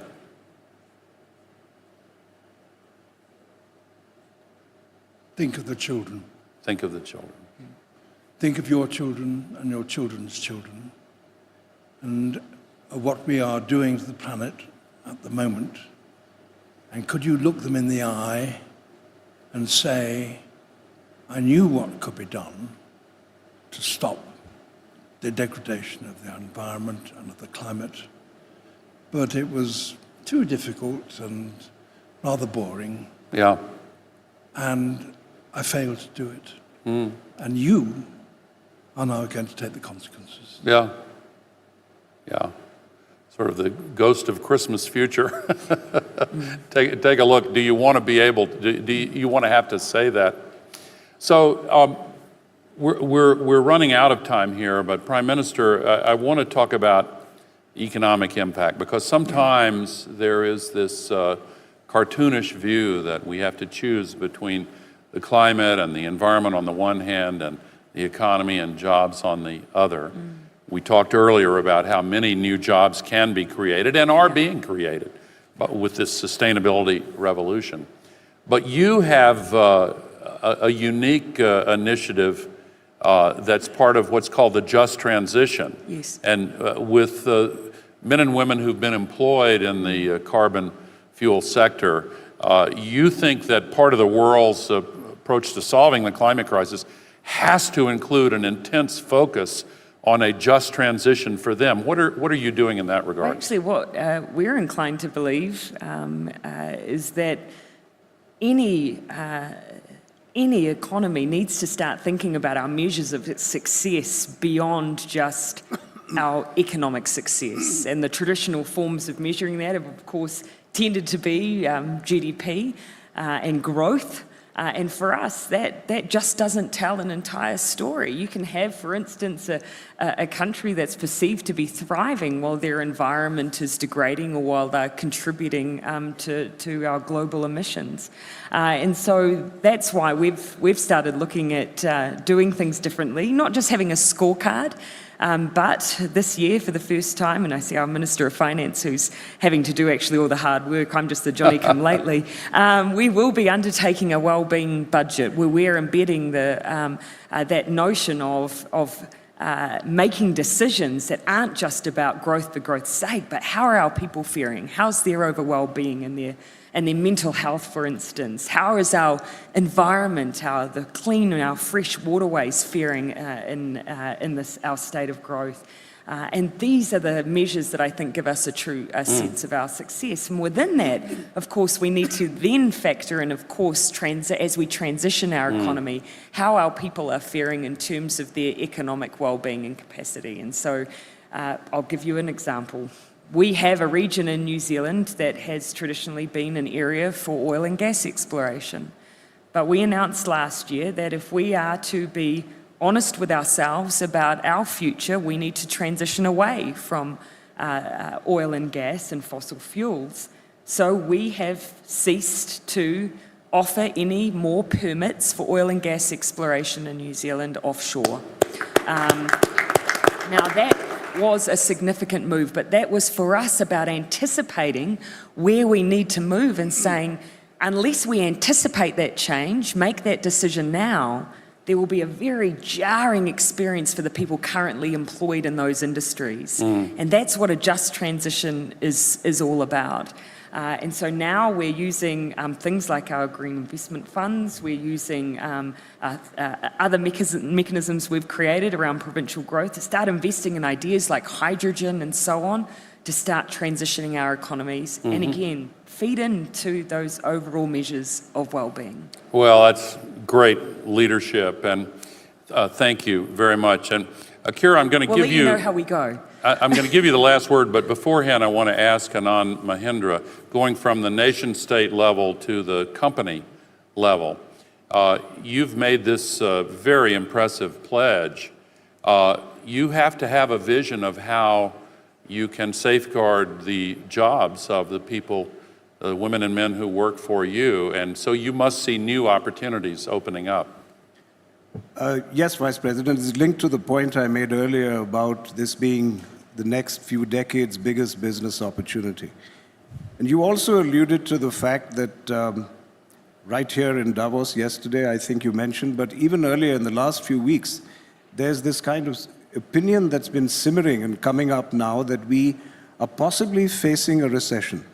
And there are many sane voices now talking about that. They're not doomsday predictors. And frankly, a lot of that might be self-inflicted. Politically, in Europe in particular, it didn't have to be that way. The world was on a good path. If somebody came to me and said, can you come up with one good idea that could serve as a trigger for reigniting growth? I would say the opportunity is in climate change. Yeah. Why does it take so much rocket scientists' brain power to come to that conclusion? Happily, I think investors and insurers are beginning to demand that from companies. So I believe that there is an answer to the jobs crisis. It is dealing with climate change. There's an answer to recession. It's dealing with climate change. I think we're almost upon that recognition. Yeah. Well, thank you so much. And I take comfort from the old cliche story about the economists who predicted 12 of the last 5 recessions. So maybe we'll escape. So let me close by asking Akira Sakano to tell us about a very unique initiative that the global shapers are taking. Voice for the Planet. Tell us about it. Yes, thank you very much. So we've already heard that the science has never been so clear and as urgent as now, that we need to take action now for the climate change, and no one questioned that.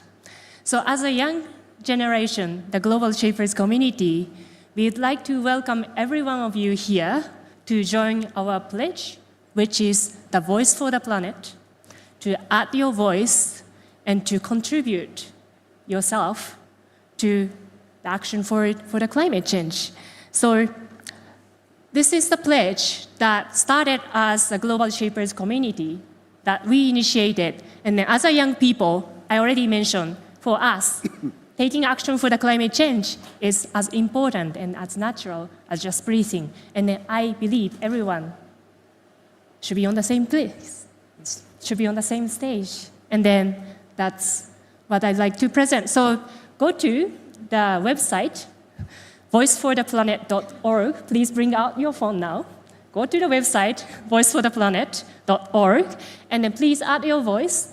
Please bring out your commitment, and then please share so that not only everyone in this room, but also everyone around you also join this pledge. And then together, I'm sure we can safeguard our planet. Thank you very much.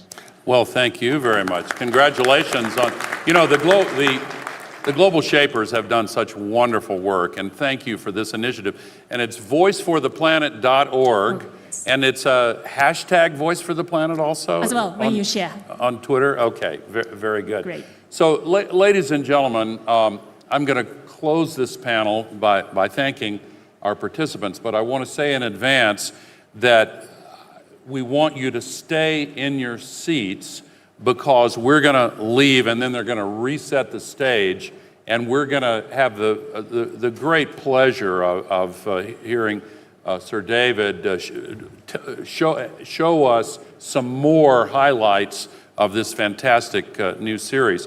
But I think this has been a great panel, and I want to ask you all to join me in thanking Sir David Attenborough, Prime Minister Jacinda Ardern, Anand Mahindra, and Akira Sakano. Thank you all very much.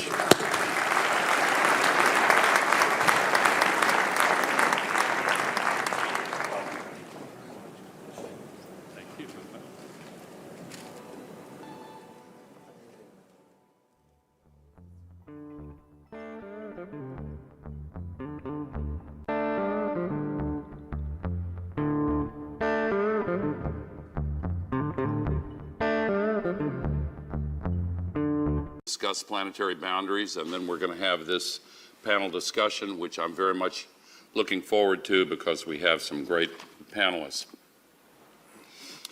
So, to take the broadest possible overview, those of us who are alive in this day and time, are living in a moment of the most profound transformation in the history of human civilization.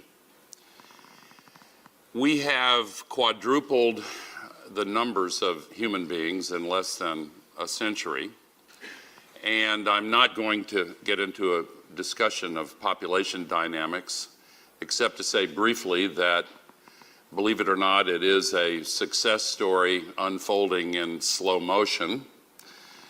Population dynamics are stabilizing in the main, but there are continuing areas of rapid population growth, especially a dozen countries or so in sub-Saharan Africa.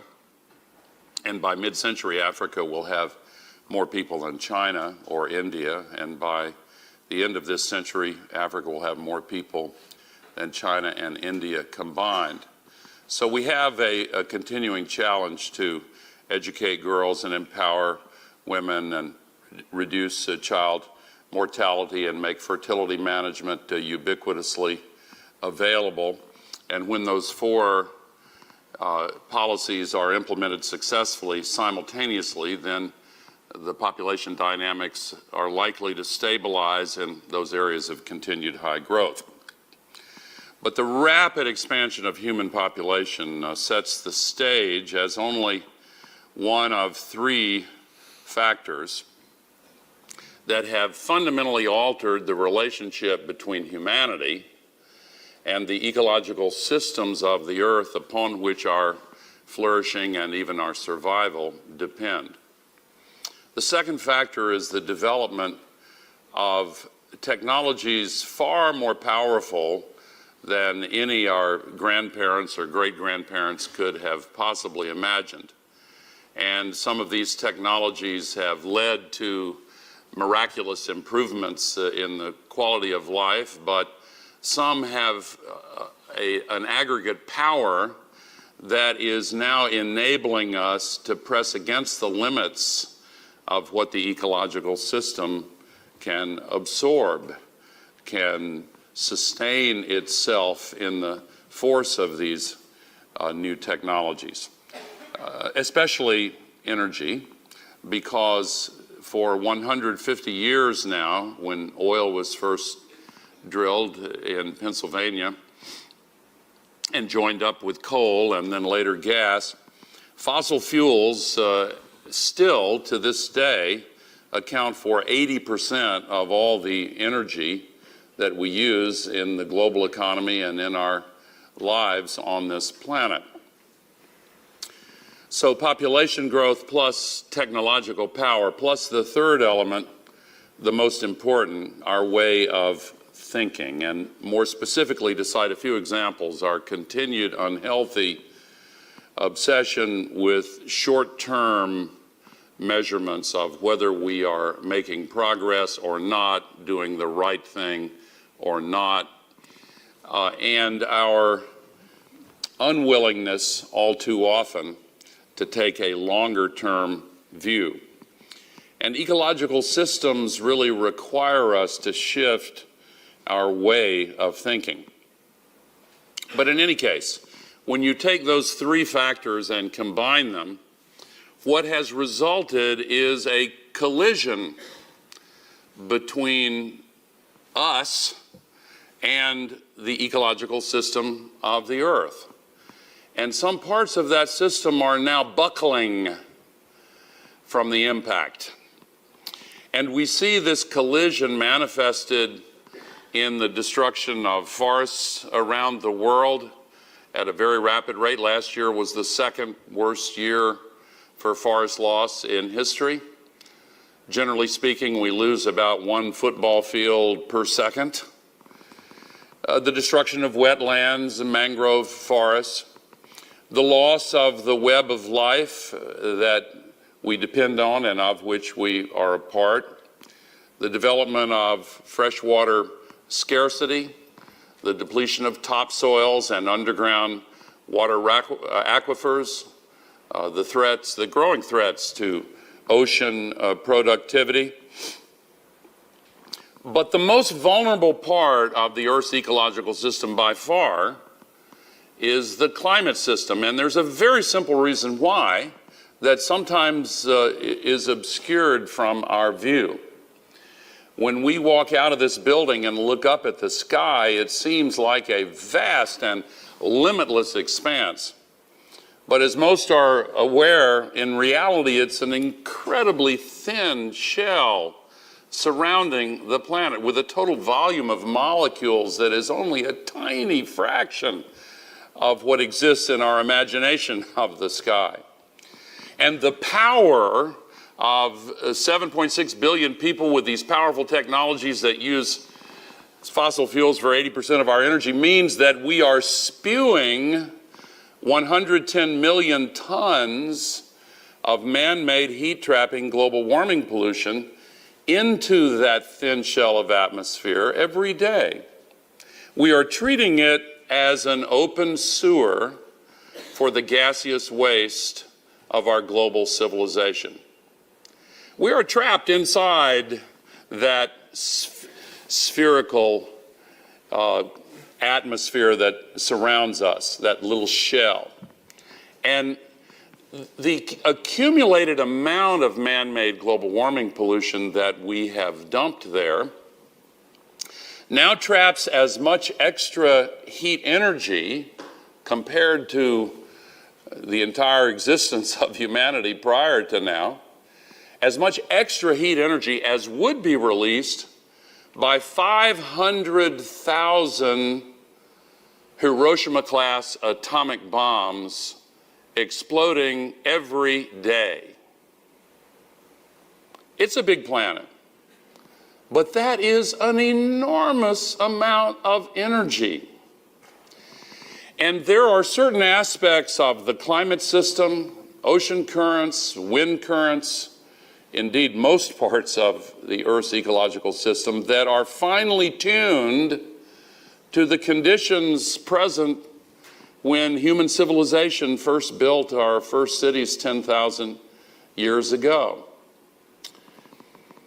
This extra heat energy goes predominantly into the oceans. And the Earth system as a whole tends to even out the heat distribution. All such open systems do.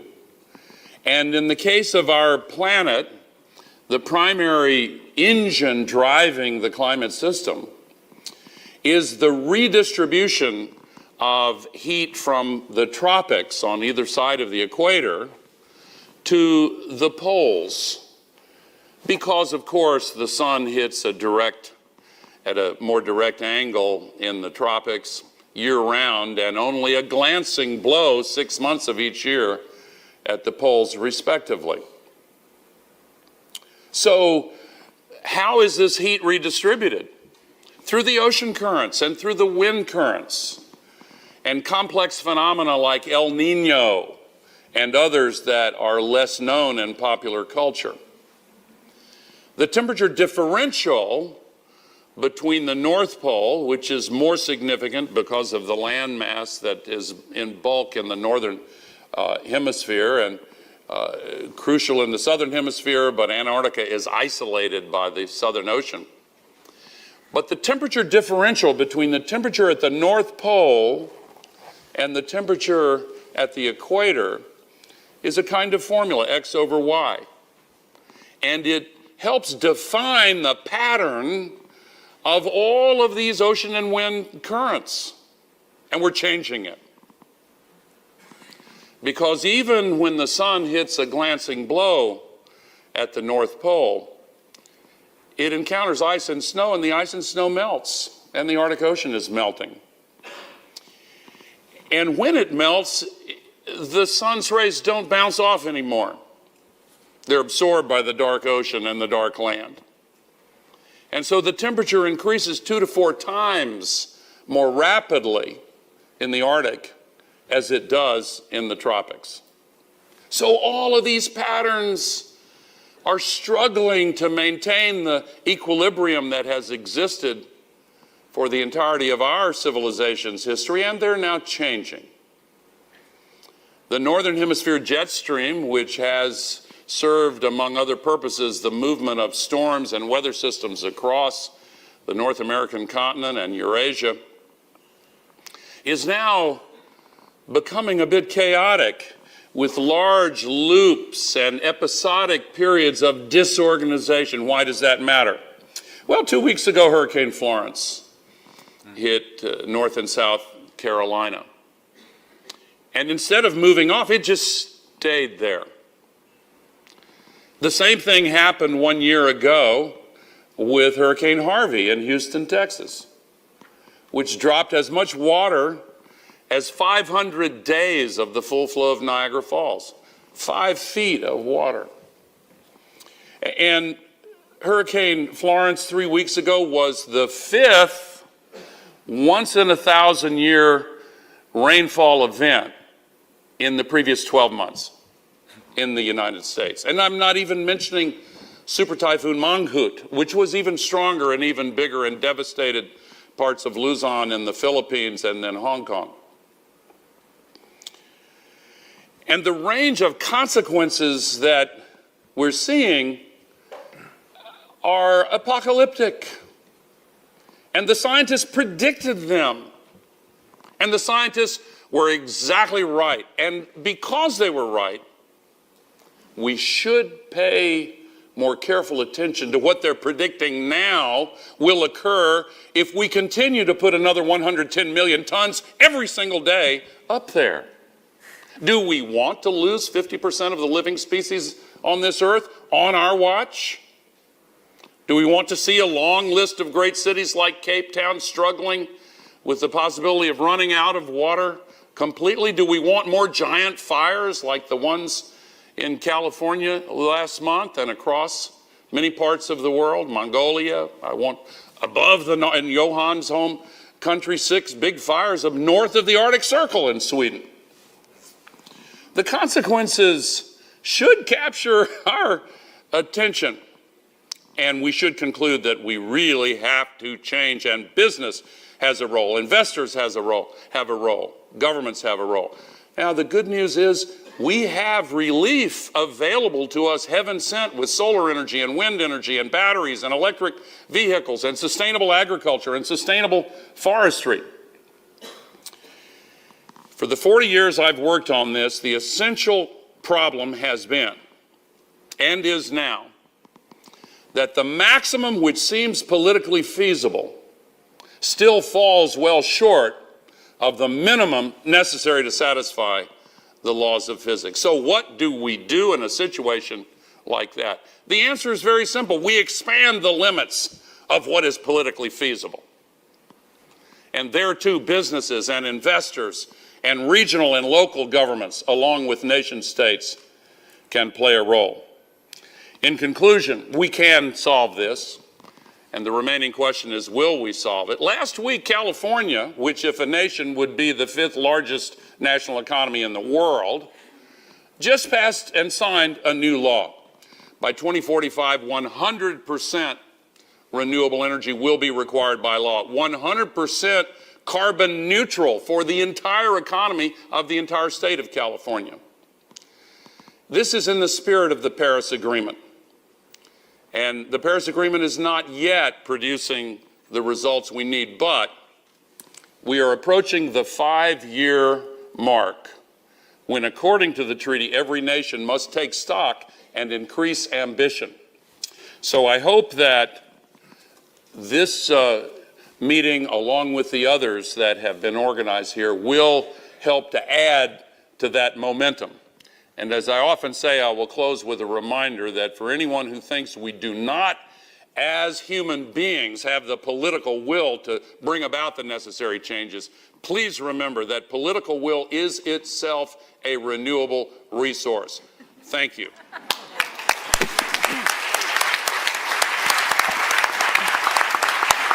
Sorry, I went over. I couldn't tell. Thank you so much for that. Now, you set the stage brilliantly because you actually teed up our next speaker, Professor Johan Rockström, who actually, by the way, many of you know from his fantastic work on planetary boundaries, and you probably think the Stockholm Resilience Institute, but actually recently announced as the director of the Potsdam Institute for Climate Impact Assessment, which is the world's leading school of study on these topics. So congratulations to you, Johan.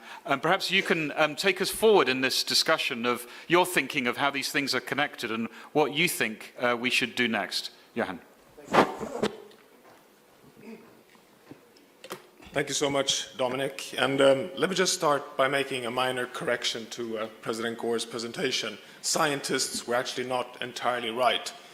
If there's a red thread over the last 20 years, is that science has underestimated the pace of change.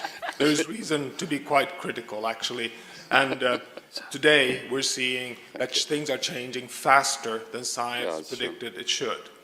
Based on the evidence presented by Al Gore, the scientific conclusion is, as you know, that we've entered a whole new geological epoch, the Anthropocene, where we as humanity are the driving force of change on Earth.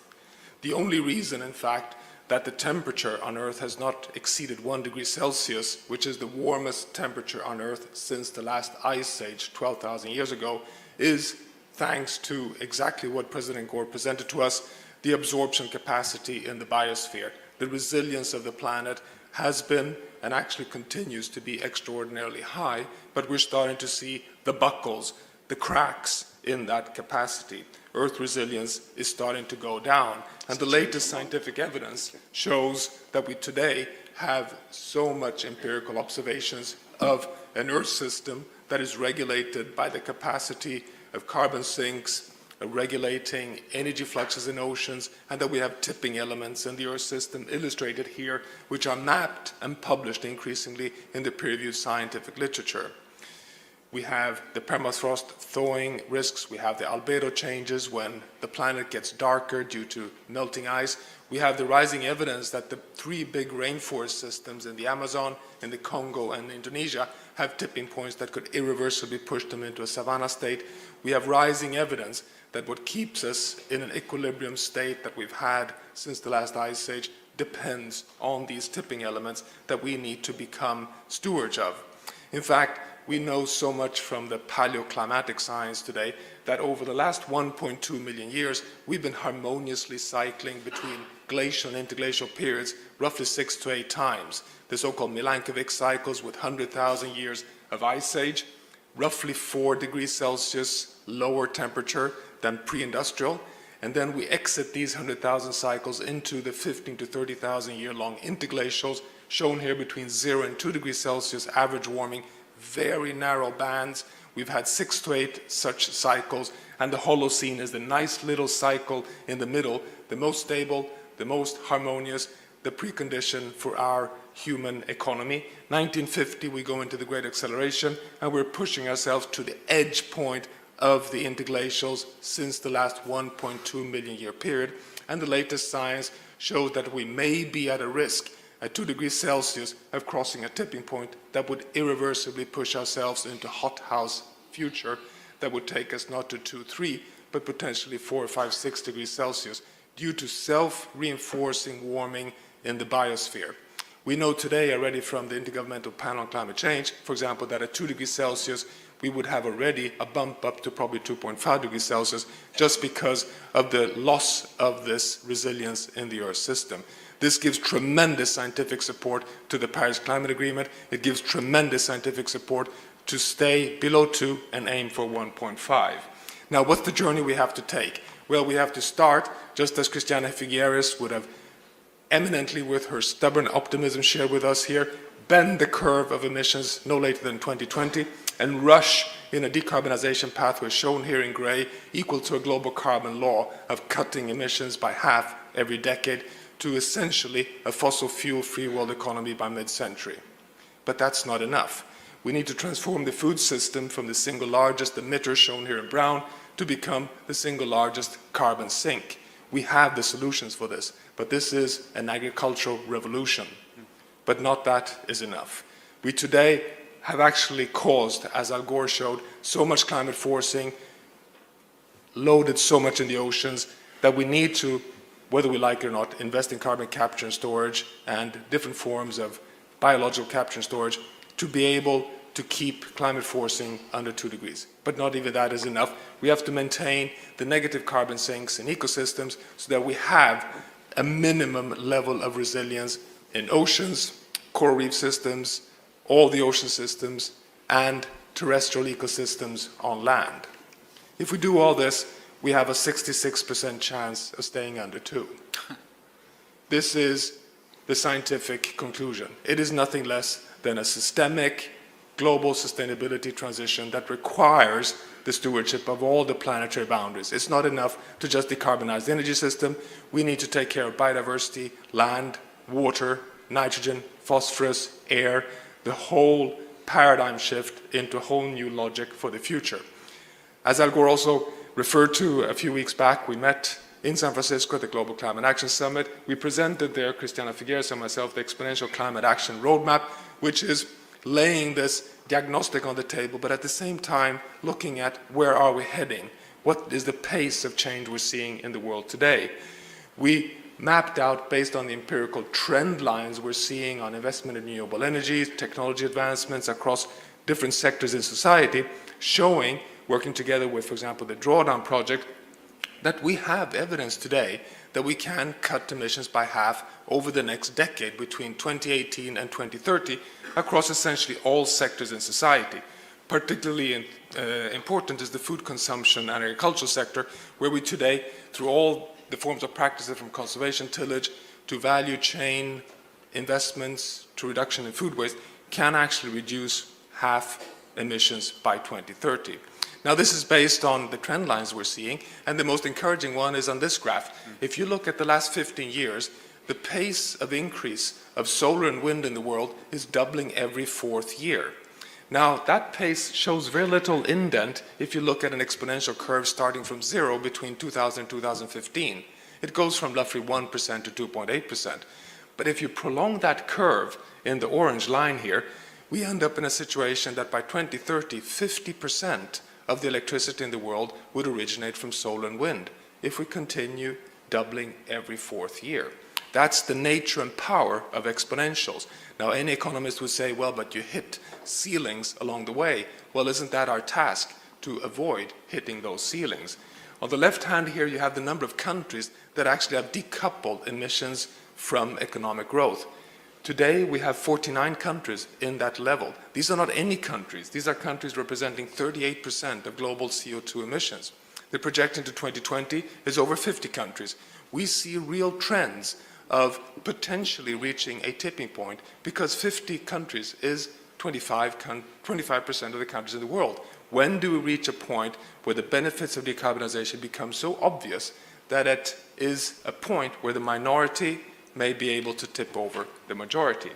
So to conclude, I think there is a very strong scientific message here that we can only succeed with our endeavors on human prosperity, of social inclusion, of meeting the SDGs, if we have them confined within the planetary boundaries.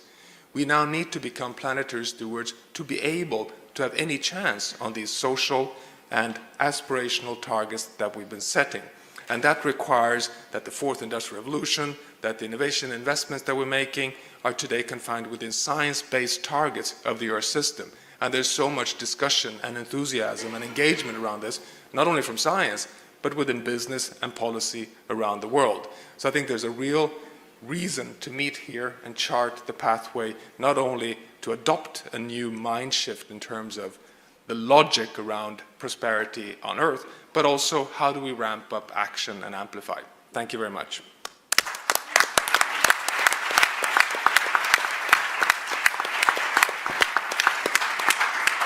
Professor Rockstrom, thank you so much. So this is an interesting segue, because I'm going to move from just such a powerful kind of set of openings here and the scale of the challenge, the systemic nature of what we face, the time constraint in which we face it, but a level of optimism, whether it's political or indeed in terms of some of these trend lines, that this can be done. And turn to this side of the stage. And actually, so I'm going to come to you, Ambassador Luis Alphonse de Alba. Now, for some of us, we might think we have a difficult job. But Ambassador, you've just been appointed Special Envoy for the United Nations Secretary-General's 2019 Climate Summit to corral the nations of the world into these levels of ambition that we've just heard about. So we are all with you on this journey. And we're very, very excited to hear, because it was only very recently that you were appointed this very, very important role, to hear from you as to your vision, your hopes for the summit, and compared to what we just heard in terms of the challenge ahead, some of the approaches that you think we're going to need to meet and raise on this political ambition. Ambassador. Yeah. Well, thank you very much, Dominic, and thank you very much for the help you offered to me, because indeed it's going to be a big challenge. Let me tell you that it is precisely as Vice President Gore was highlighting, that we rise the level of political will, the level of ambition, and that's the main objective of the summit next year. That's the reason the Secretary General Antonio Guterres has called for a summit meeting with head of state. But I would start by highlighting some particularities for that summit. And let me go back a little bit, because I have participated in the Copenhagen meeting, the Cancun meeting. I was the lead negotiator, and I was in Paris. And I see a few differences that need to be introduced in order to be successful and to achieve the goals of the Paris Agreement. And the first one has to do with the inclusion. I think the summit next year should not call only on leaders to come to New York and make speeches, or even just to tell us what they have done.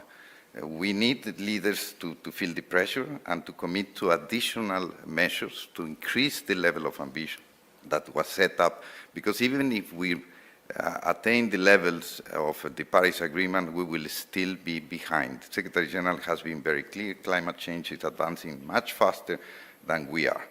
But in order to do that, as I mentioned, leaders need to be pressured, and they need to be pressured positively.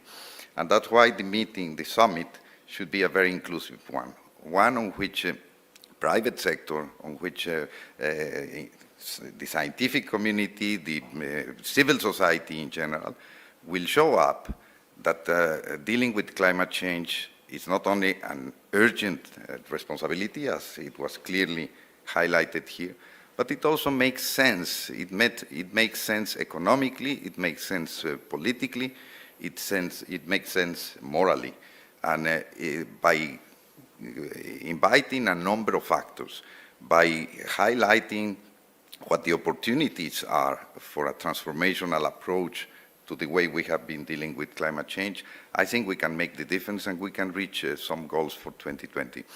If you followed the discussion during the last years, we were not only following the scientific assessment, which has been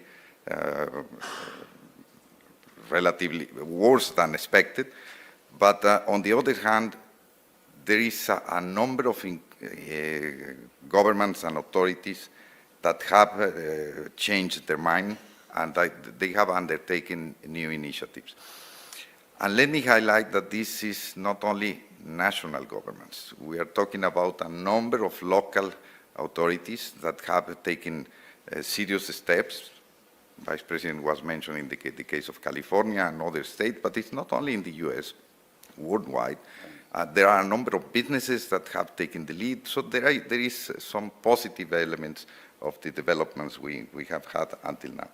So the big question for the summit, if I can go back, is first of all to recognize that there is an intergovernmental process of negotiation which has going quite slowly compared to the gravity of the problem, that we need to step up and we need a successful COP, not only this year, but particularly next year when we will be approaching the 2020 target that we set up in Paris, that we need to increase the level of ambition from that would be important, and that we will be dealing with a different setting in terms of stakeholders.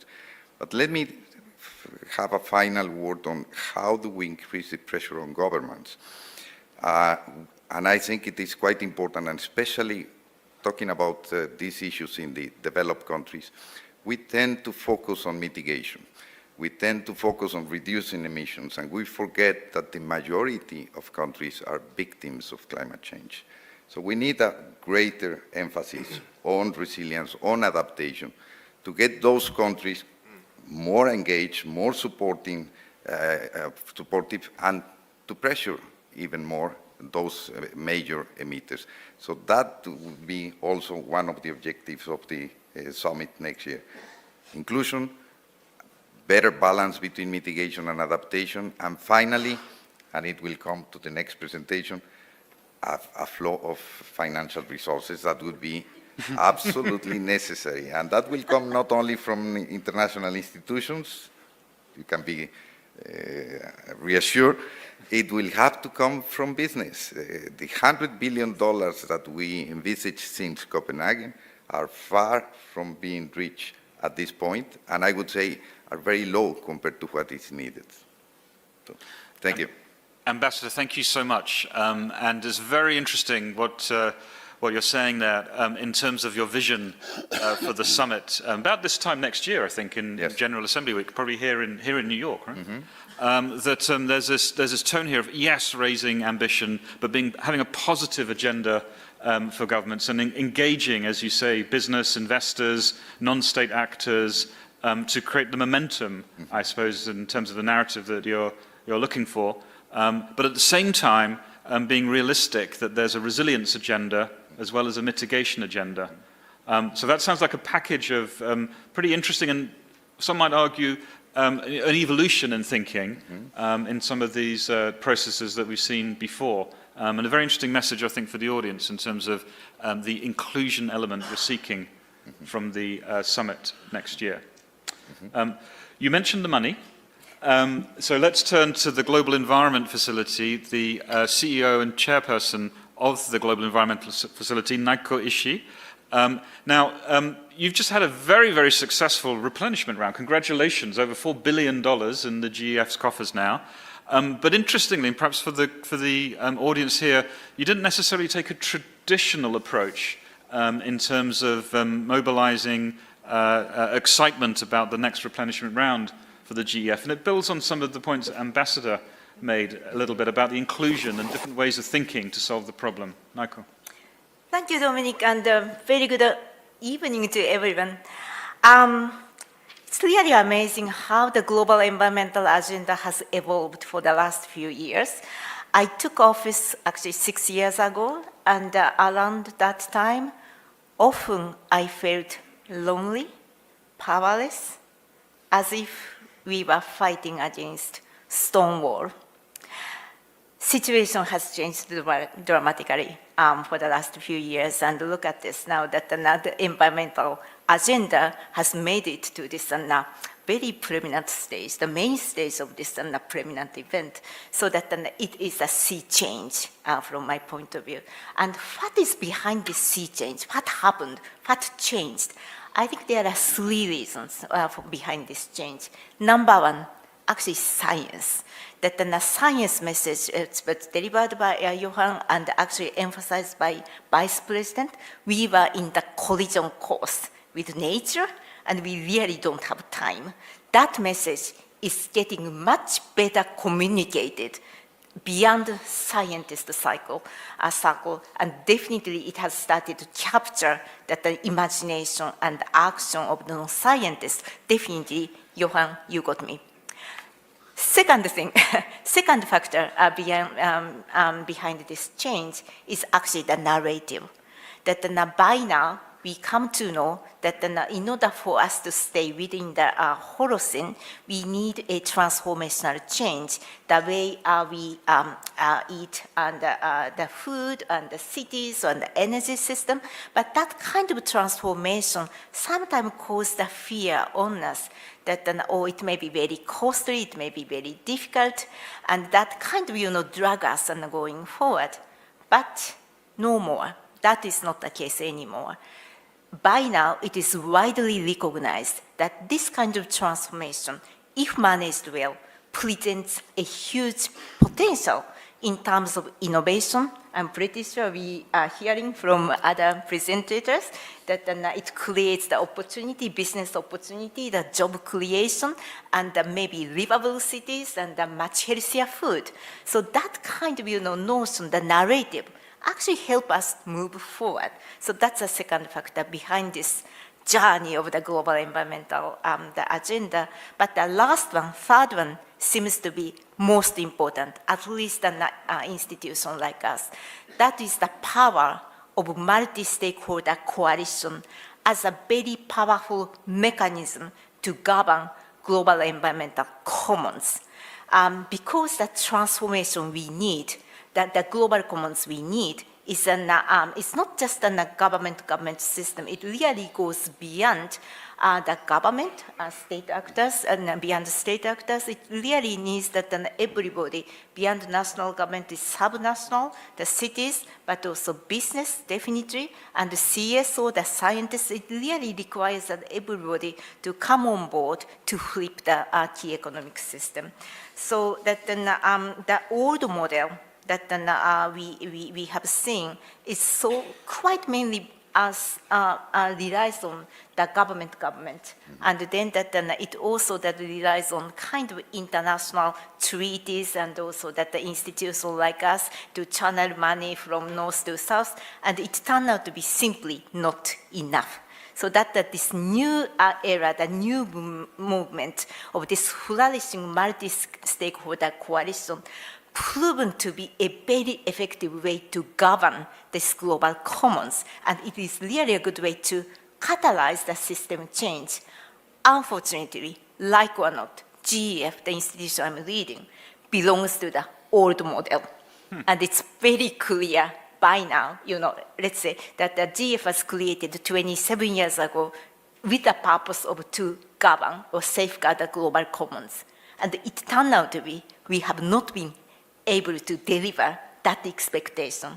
And that is why we have made a significant dramatic change to the way we deliver the resources. So that the GEF7 we have just concluded in June is our testimony, that our determination, how we want to change even the international institution like us and a very much kind of old traditional model can do something useful to govern the global commons. For this the replenishment, the next 4 years, we put the system approach at the center of our strategy, and we try to see where, in fact, way we can catalyze the system change on the food system and the energy system, in the city system, and how we can help move on to the circular economy. So this is our approach, and all of them needs a multi-stakeholder coalition to move on. The largest program in this in the next 4 years is actually the Food and Land Use Coalition, and I see many of the allies and partners in this room. But this is coming based on the notion that unless we transform the food system, there is no way for us to govern the global commons. And that's why that this system takes that this program takes the system initiative based on the science-based land use planning, and take on that broader integrated landscape approach, and make sure that we actually to articulate, to help the supply chain approach so that each stage of the business supply chain actually can deliver what they are supposed to deliver. So that is a good part. Now we are entering into the implementation for the last 3 weeks, together with many of you. We were in Africa, we are in India, we are in Indonesia. So that's the time actually the reality also comes in. I see the quite interest from the parties, the actors, but the most interest is expressed by local business, not necessarily national government, because local business, particularly the ones who are interested in moving on to the sustainable practice, actually are a bit of the isolated, and they feel it really makes sense for them to move on to the sustainable practice. Or is this worthwhile? Is this payoff? Or should we just go back to the traditional way of doing business? So they see, those people see this as a new approach as an instrument to move forward, to instrument to change that the market structure. So that's why that I think that this program has a potential, but we can only deliver together with the national government and local government, the business CSOs and the science together. My conclusion based on this journey is we can only deliver this by working together. Thank you so much. Thank you.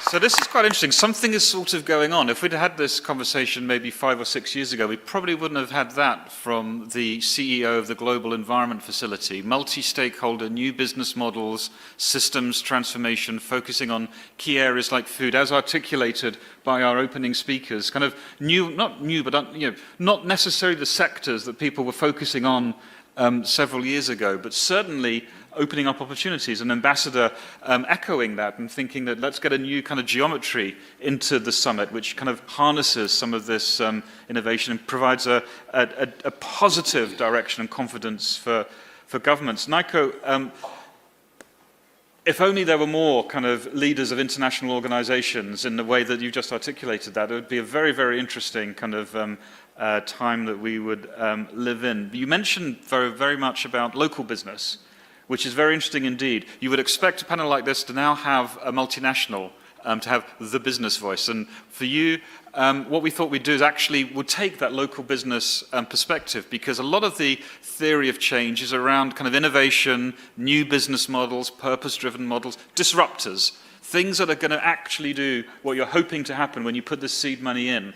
And I'm delighted to have with us, right down the end of the panel, David Yong, who is the founder of Green Monday, coming out of Hong Kong and then Greater China, who is one of the winners of the 2018 Social Entrepreneur Awards, but in a for-profit business model. He's got a very, very interesting kind of transformational approach, which is changing the kind of landscape of what's going on in Hong Kong in relation to the food system that Naiko mentioned. David, welcome.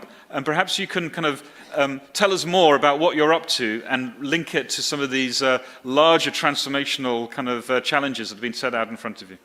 Well, thank you for having me. And the next few minutes, I want to share with you the huge transformation of consumer behavior, particularly when it comes to diet choice that happened in Hong Kong and now spreading all over Asia or even globally.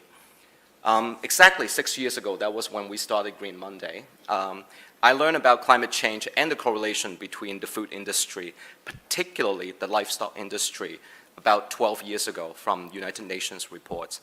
And at that time, I thought to myself that, well, besides energy, besides transportation, that's one thing that we can all do that can mitigate climate change and reduce our footprints, and not just carbon, but as I study more about it, it is also about water consumption, land use, efficiency, and of course, coupled with the exploding global population, it is about food security as well. So food is actually at the nexus of many crises, with climate change, of course, being a big part of that.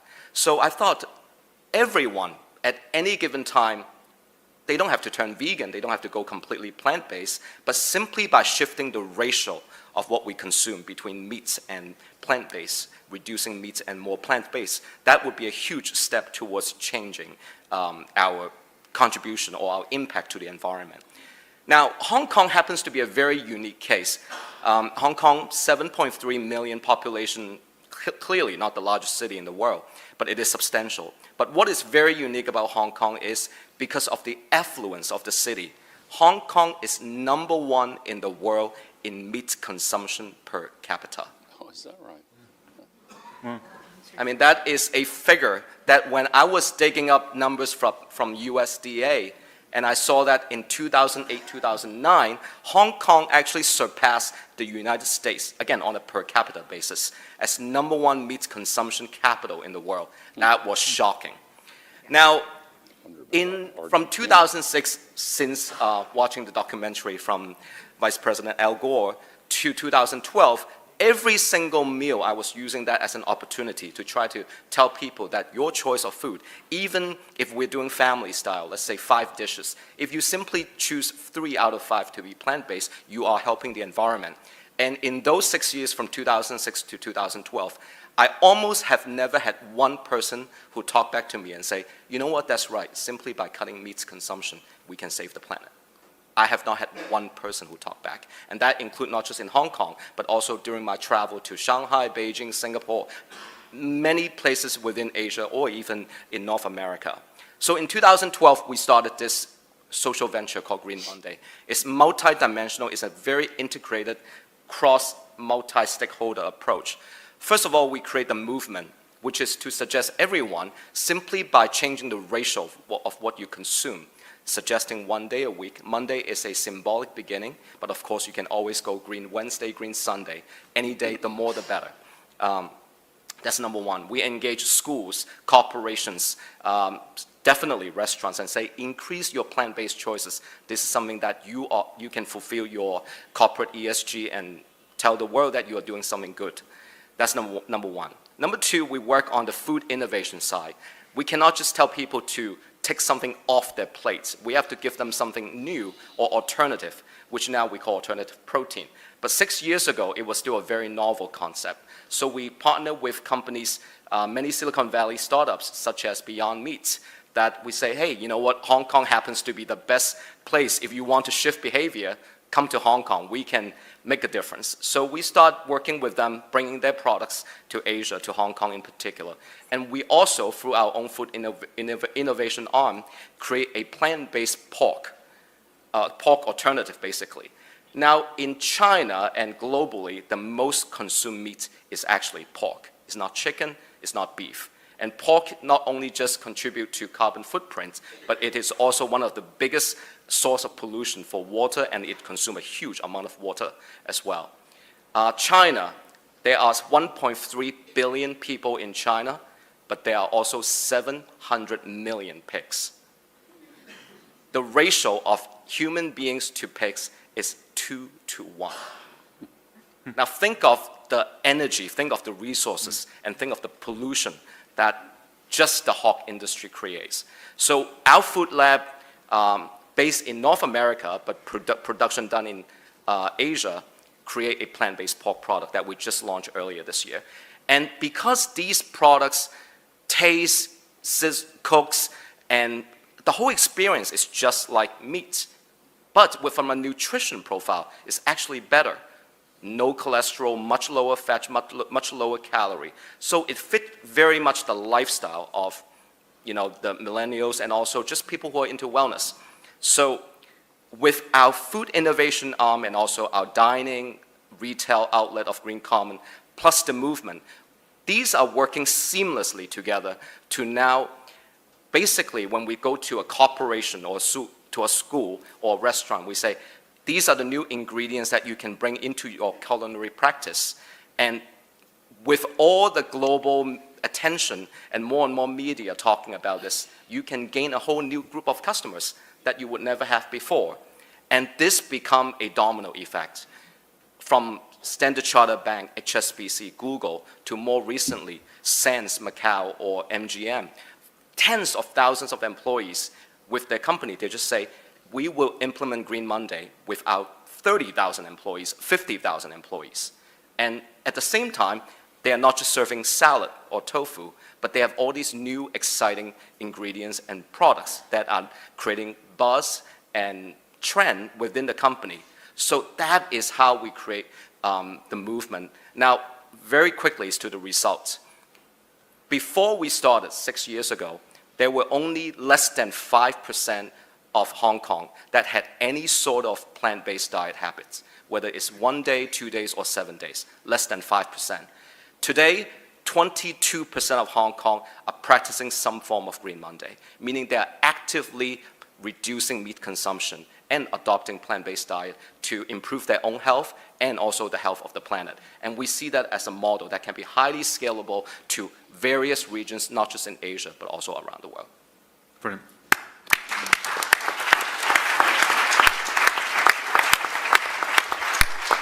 So before this trend was kind of coming out of California alone, the kind of taking on the pork issue, if you like, in Hong Kong and into China. This is pretty interesting. Now, David, you also have these quite incredible corporate partnerships. You touched on a few there with MGM casinos in Macau and HSBC and Google, but also some retailers as well. You're making some quite inroads in that space too. Absolutely. So in order to scale fast, we must work with existing stakeholders.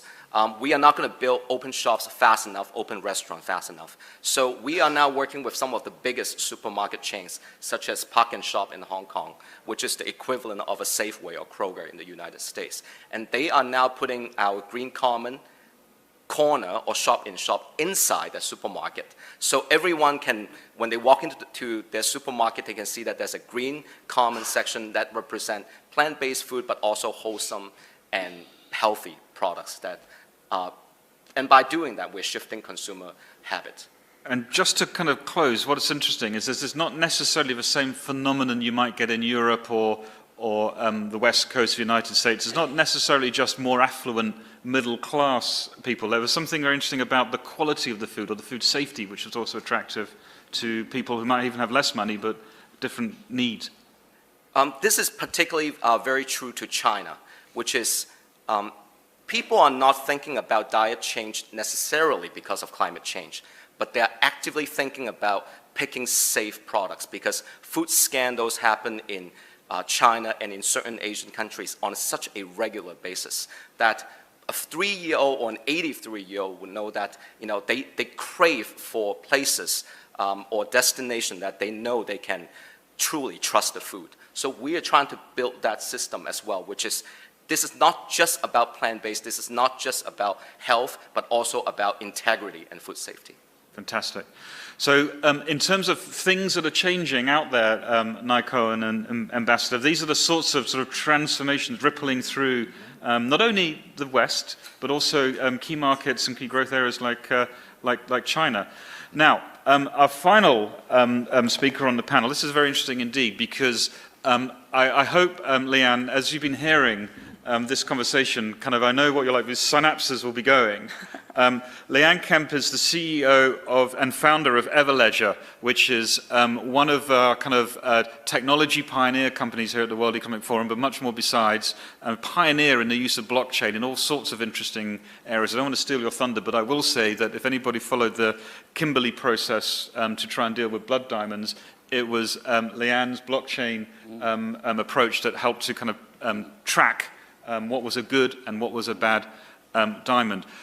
The potential of unlocking these new technologies and sciences that you mentioned, Vice President, into this space could be enormous. Leanne, what's your reflections? We're getting into this transformative approach to meet the ambitions that Ambassador needs for the summit. Your reflections? Well, as we talk about sprinting to 2020, I wind my mind back to 1989. It was an incredible time for the year. Something happened. This guy called Tim Berners-Lee created this thing called HTTP.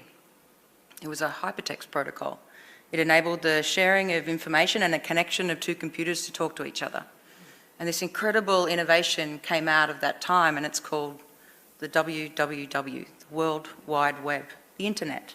And as we know it today, there's not a person on the planet and a government and a company that doesn't rely upon it to trade or communicate across the world. And we've seen many innovations in the space of technology over time, but most of those innovations have been, kept and guarded within some proprietary control. whether it be Apple or Google, devices that are in your hand. And yet we're facing fourth industrial revolution technologies. We talk about the global commons and we understand what they are, whether it's the soil and the air and the water. But let's think about it. We have this expanding mind. You know, I have a very young niece who every time I walk into the house, she's showing me something that she's built. She built herself out of her own mind. She visioned it. And she has the tooling in front of her to be able to create something that might be a simple game, or she can actually start to ping information between her friends and talk about what's important to them. Straws, they don't want to see plastic anymore. We talk about the global commons, but what if we had a digital global commons? What if we had a people's technology? And what if we could enable that to be in the tooling of every one of our children, our parents, and enabled a thinking mechanism to create the innovations that we need to not only survive commercially, but within our planet. And when we think about the exploding population in countries like Africa that are willed under survival to solve for problems for themselves, yet half of the technologies are only regarded for the 1% of the 1%, the tier 1 countries, the large corporates. So what I compel in terms of technology is let's think about the digital global commons. And if we think as human beings that we might be able to solve for these exponential problems that are in front of us, then let's combine exponential technologies together, whether it be AI and robotics, and combine all of that at a cognitive layer that can actually solve for these issues together, but do it at a people technology level. So that's where I'm thinking in terms of how we can take this to the next level. Fascinating. I expect that when you were listening to what Johan was saying, and also Vice President Gore, the ability to apply some of that AI or machine intelligence, not only to models that are kind of backtracking, but to look forward. I mean, that kind of potential of joining some of these things up. I guess in the scientific community, this is probably quite an exciting and compelling time as the costs of engaging with these technologies gets lower and lower, and probably in a very different space than what we've experienced in some of the processes of negotiation, shall we say, in perhaps a rather more analog international system. Leanne, do you sort of see that this exponential growth will really take off, or what are we going to have to do? We're going to have to work hard to make it happen? I think we have to think about moving beyond resilience, and let's build anti-fragility, you know, the strength in our muscling and the strength in our technology to become smarter over time and to be able to apply that to real problems in the world.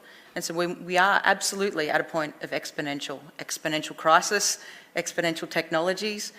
So let's combine them together and purposely put them into the one view. Fabulous. I can't resist just turning back to you, sir, for the last word. From what you've heard on this panel, are we offering any kind of seeds of hope? Definitely. And just to pick up on the last point, conflict diamonds, for example. I'm on the board of Apple, and just earlier today I met with the chairman of Mars, who said, made a point that resonates with me in the context of Apple. He said the age of commodities is coming to an end. And what he meant by commodities is fungible goods that just are anonymous in where they come from, and you just go into the market and there it is. But now companies are being asked by their customers and their employees to be careful about where they buy what. Is it being produced by child labor? We don't want it. Are the proceeds being used for terrorism or the drug trade? We don't want it. And technologies like blockchain make that much easier to do. But to extend that line of thought briefly, these new digital tools, the internet and World Wide Web, yes, but now the Internet of Things and machine learning and artificial intelligence and genomic and microbiomic sequencing are giving many executive teams the ability to manage electrons and atoms and molecules and genes with the same precision that the IT companies have demonstrated in managing bits of information. Together they make up a sustainability revolution that has the magnitude of the Industrial Revolution, but the speed of the digital revolution. And this new sustainability revolution is empowering the rising generation to believe that the new world they want is within their reach. They want to invest their money with managers who respect those values. They want to patronize businesses that respect those values. We have the emergence of Earth Incorporated, a global interconnected economy. We also have the emergence of a kind of global mind. If there is a fire in a shirt factory in Bangladesh, consumers in North America say, wait a minute, what about those working conditions? And the connectivity means that change is demanded. That's being applied to greenhouse gases. It's being applied to unsustainable approaches to agriculture and forestry, and those plastic straws and other plastics in the ocean. So I'm filled with hope and optimism, but my optimism is based on the kind of projections that Johan so brilliantly presented here. We have an exponential path to progress if it is matched to an exponential increase in political will. If you're an investor, one small point, Europe is now on the verge within weeks of passing a law requiring all asset managers in Europe to fully integrate ESG factors in the way they manage assets and report regularly on how they are performing those duties. This movement is also spreading. So the future of business, the future of investing, the future of human civilization really depends on getting out in front of this sustainability revolution and giving this rising generation the hopes in their hearts that we can get past this collision, that we can come back into harmony with the natural limits within which humanity can continue to flourish. Thank you so much. So there you have it. You thought you were going to come to a kind of climate panel, but actually the threads here about kind of systems transformation, looking at these new forms of coalition, new forms of purpose-driven business model, and the ability to harness the opportunities of this new technological revolution. Ambassador, I hope we've given you some food for thought for the summit, and we're all, I'm sure, across this panel and in the room here to help you as you move towards the next year. Sir. If I may, just Please. one last word. To go beyond the rhetoric, we need ideas how to integrate actors into the summit. So I want to use the opportunity to invite you to brainstorm aloud. We don't want civil society, business in parallel meetings. We want to integrate that into the summit and have a saying at the table. So it's a challenge that I want to leave in the room. Ambassador, that was more profound than you probably think. Maybe we can all help you on the panel to integrate properly for the first time into a global climate summit this range of solutions so we can all drive forward to meet the exponential outcomes that we deserve. Ladies and gentlemen, if you could join me in a round of applause for a wonderful panel.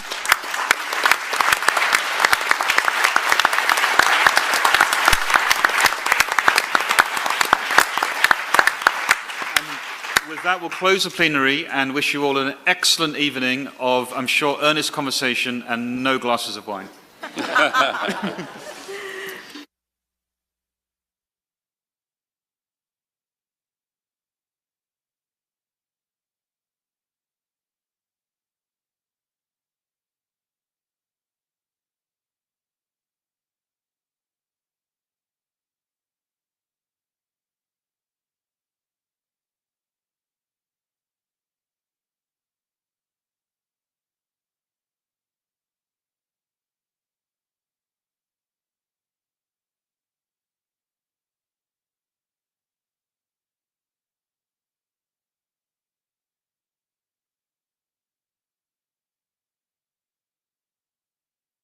Clean water, and 842 million people are undernourished. 1.3 billion people have no access to electricity, and 2.6 billion people are without sanitary cooking facilities.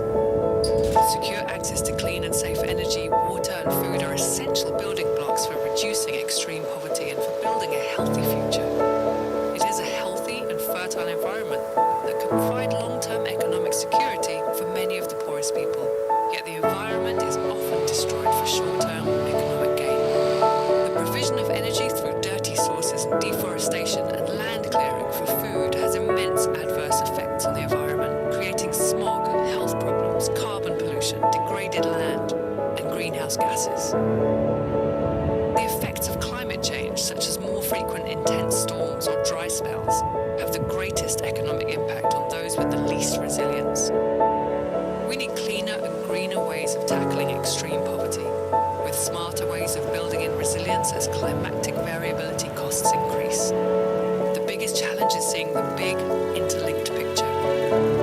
Professionals from health, finance, climate, education, economics, energy, food and crop science and urban planning need to work together on a truly integrated development agenda for 2015. We can't eliminate extreme poverty if the wider environmental conditions worsen and push people back into poverty. We can't spend money and effort on climate change solutions if the poorest of the world are not also helped to become more resilient. Putting in place strong and fair approaches to tackle climate change and extreme poverty together will improve the lives of billions of people.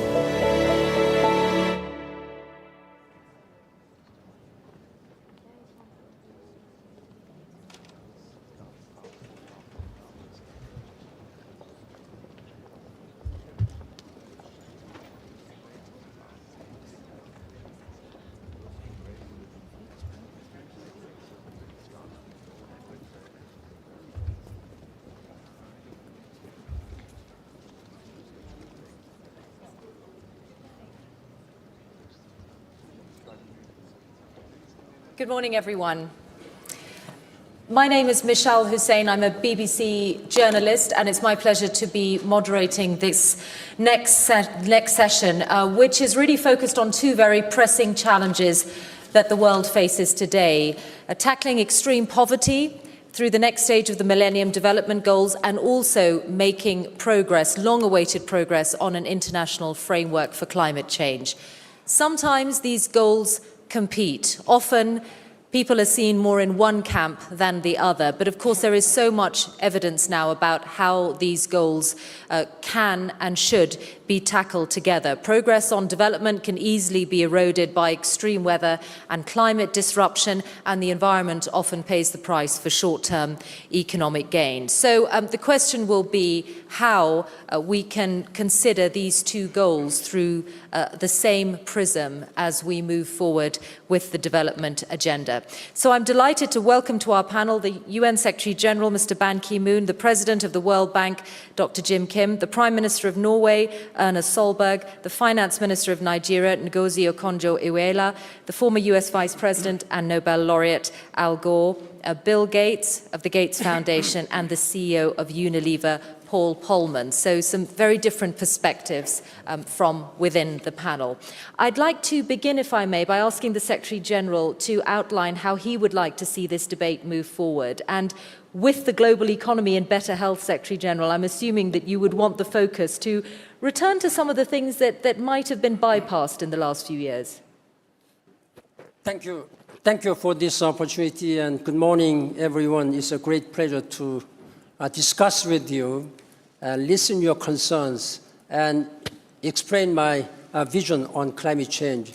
Climate change has been on the top of our global agenda many years, but without much satisfactory progress because of all differences of national interest, with some lack of global vision.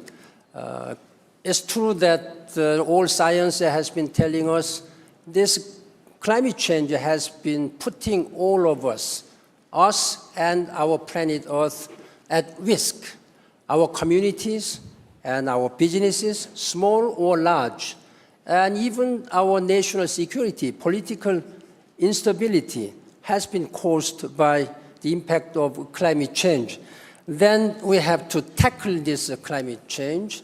There is some misperception that tackling climate change wouldn't it affect or reduce our capacity to address global growth, Millennium Development Goals, our future developments. I think this is wrong perception. Tackling climate change will put all of us onto a sustainable development growth. And addressing all of our life and our business activities on sustainable way will help us in tackling climate change. Therefore, these two issues are mutually reinforcing, mutually supporting. Tackling climate change will, first of all, enable us to have universal access to energy. It will strengthen our capacity to resilient infrastructure. It will also help our global health, sustainable urban and transportations, biodiversities, and it will also help us to address climate change, short-lived pollutants. All these are very important ones, which we have invested onto this one. That is why I'm going to convene Climate Change Summit meeting at the United Nations on September 23rd. This will be only dedicated on climate change. I'm inviting all government leaders, business leaders, and civil society leaders, and even philanthropic community leaders, so that they can bring their own commitment. There are two purposes. First, raise political awareness and political will at the highest possible, because we do not have any time lose at this time. We have only 2 years. Please bring your ambitious target and commitment to tackle this climate change. And second one is to catalyze ambitious and decisive actions on the ground on all the challenges which we are now facing in our planet Earth. For that, I have some clear messages to first political leaders and business community leaders and civil society leaders. Because in addressing this climate change, sustainable development, we need to have a very strong, tight partnership among government, business communities, and civil societies. To business political leaders, please come to the United Nations Summit meeting on climate change with a very decisive and determined and passionate and visionary leadership for the future of our generation and for the future of a sustainable planet Earth. Instruct your negotiators with a firm and decisive visionary leadership. Then for business community leaders, I have 4 messages to tell you. First, increase your investment, bankers, finance service providers. Increase your finance flows to sustainable growth. Now, low carbon energy, climate resilient infrastructures, and deployment, including deployment of climate bond. Then decrease your investment in carbon intensive and obsolete technology and business as usual business patterns. Thirdly, enhance your transparency with regard to greenhouse gas emissions from the assets or from the companies you have invested or you are financing. Then fourthly, work together with the government and civil society and align your business practices to sustainable path. Then lastly, civil society leaders. You are not in the government, you are not in the business, but you represent the moral voice of the people on the ground. Raise your voice. If your government's policies is not in line with sustainable business practices, then raise your voice and challenge your president, prime ministers, senators, and congressmen, and business leaders. If business practices are business as usual, just not in line with the sustainable development, not helpful in tackling climate change, again, raise your voice, and United Nations will hear your concerns and aspirations. And that is the main purpose of having summit meeting on climate change this September. And from there, we will go to Peru and the next year in Paris to have a global legal climate agreement. So you hope that meeting in September then pushes the negotiations forward. Thank you very much. Dr. Kim, I wonder if I could ask you, I mean, as the World Bank, you are involved in development programs and development plans right around the world. How many of those are written or viewed through a climate lens? Well, we're trying to look at everything we do from a climate lens. But let me just take a step back and look at the way that you have posed the question. There's development, and in my case, I've worked on health and education and development for most of my adult life. And then sometimes people juxtapose that with the environment. So let me just step back and say, you know, there's not yet in my head a grand convergence of all these different problems, but there's been tremendous lessons that I think we as a global community have learned, and I certainly have learned personally. And if you look at some of the greatest social movements in history that accomplished their goal, one related to the child survival movement around vaccines, another related to the unbelievable movement to try to find both vaccines and treatment for HIV that have led to now 10 million people being treated. Tremendous work, much of it supported by Bill Gates, on understanding the nature of the potential of a vaccine in HIV. That in all of those, what happened was there was a plan, and there were very specific targets with very specific end dates.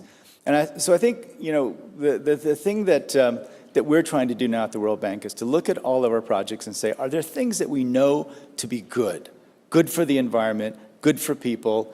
For example, are there ways of reorganizing the way we do agriculture so that we both increase yields, put more carbon back into the ground, and have an impact both on the climate and on people's ability to feed themselves?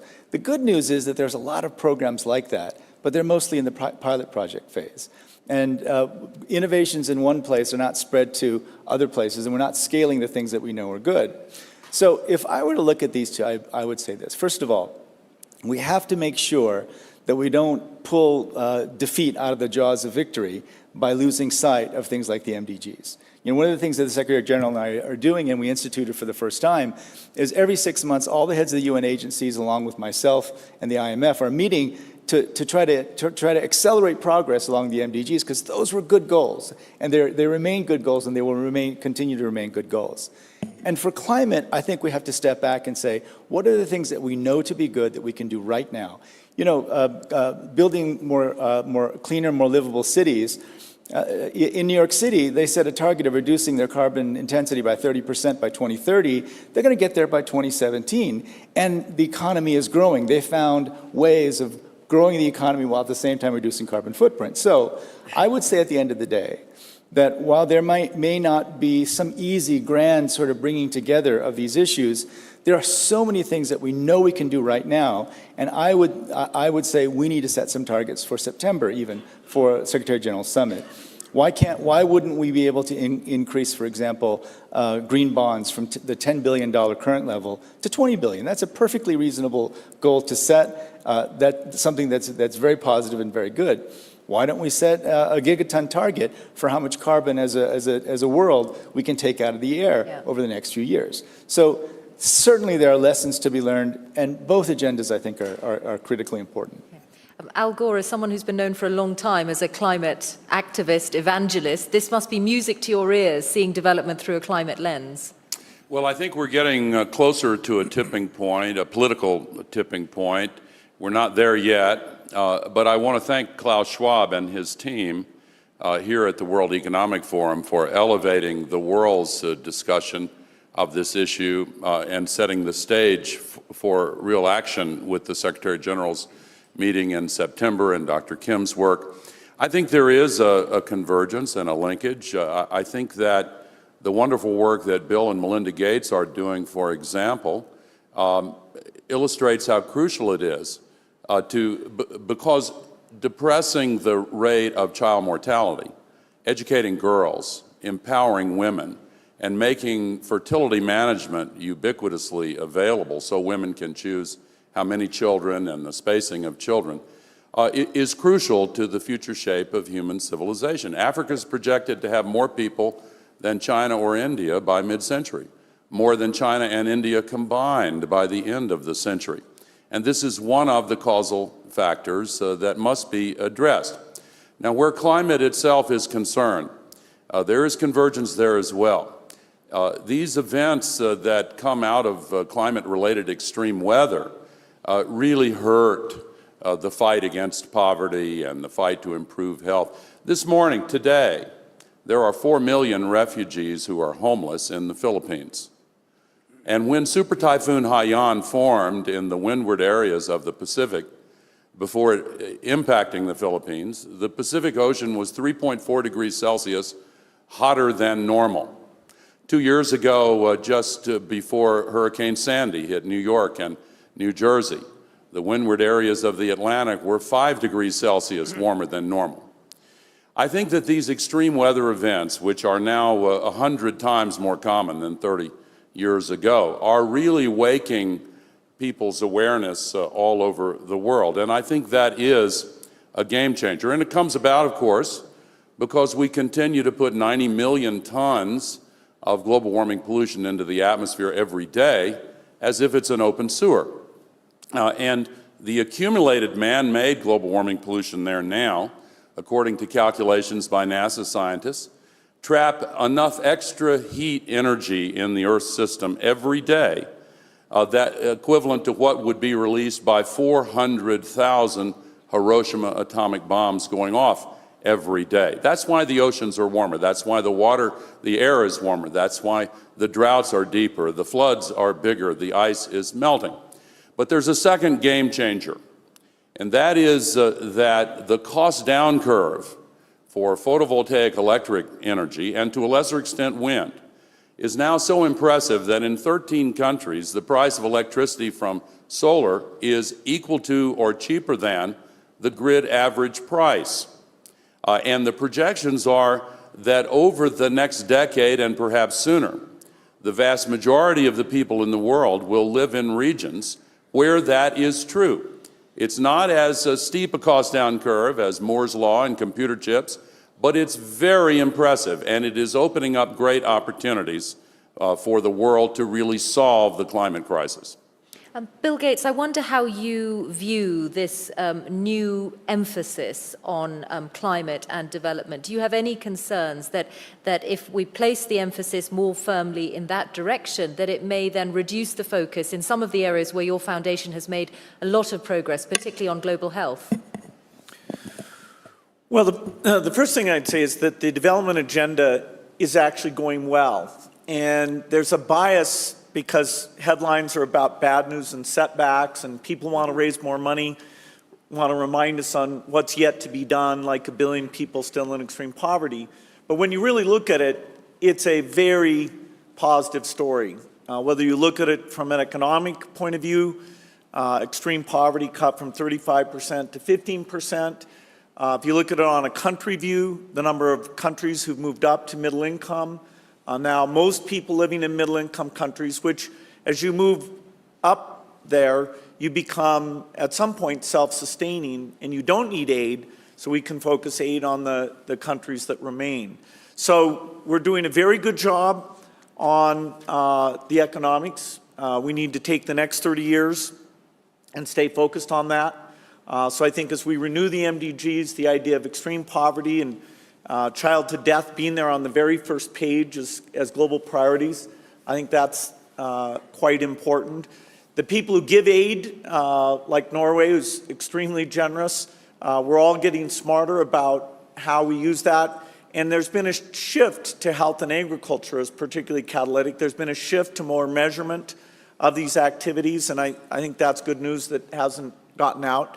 And as Al Gore said, if you get health improved, if you get availability of contraceptions, then families will voluntarily decide to have less children. And that's good for all of this. If you want to feed, educate, preserve the environment, getting the peak population to be closer to 9 than 10 billion, that's good news. So I don't think it's necessary that focusing on climate change should take away from the development agenda. Climate change is a very important issue, and in fact, it should make us invest more in helping poor farmers, because weather's always been a problem for them. Weather's increasingly a problem for them. It wasn't good to begin with, but the trends are not in their favor. And as they get better seeds, storage, then they can handle a year that's bad without malnutrition, or in the extreme case, starvation. So the good news on the development agenda is there. I think one thing that both agendas need is research and development focused on helping them achieve their goals. So in health, that would be an HIV vaccine, a malaria vaccine. In energy, despite the progress, reliable energy requires storage, requires getting the economics to be even better. And it's disappointing that the R&D budgets, whether in the energy space or the health space, haven't been a priority, and the economic crisis has made it easier not to think of those investments, because they only pay off in the 10 to 20-year time frame, particularly if you add in the deployment complexities for both energy and health.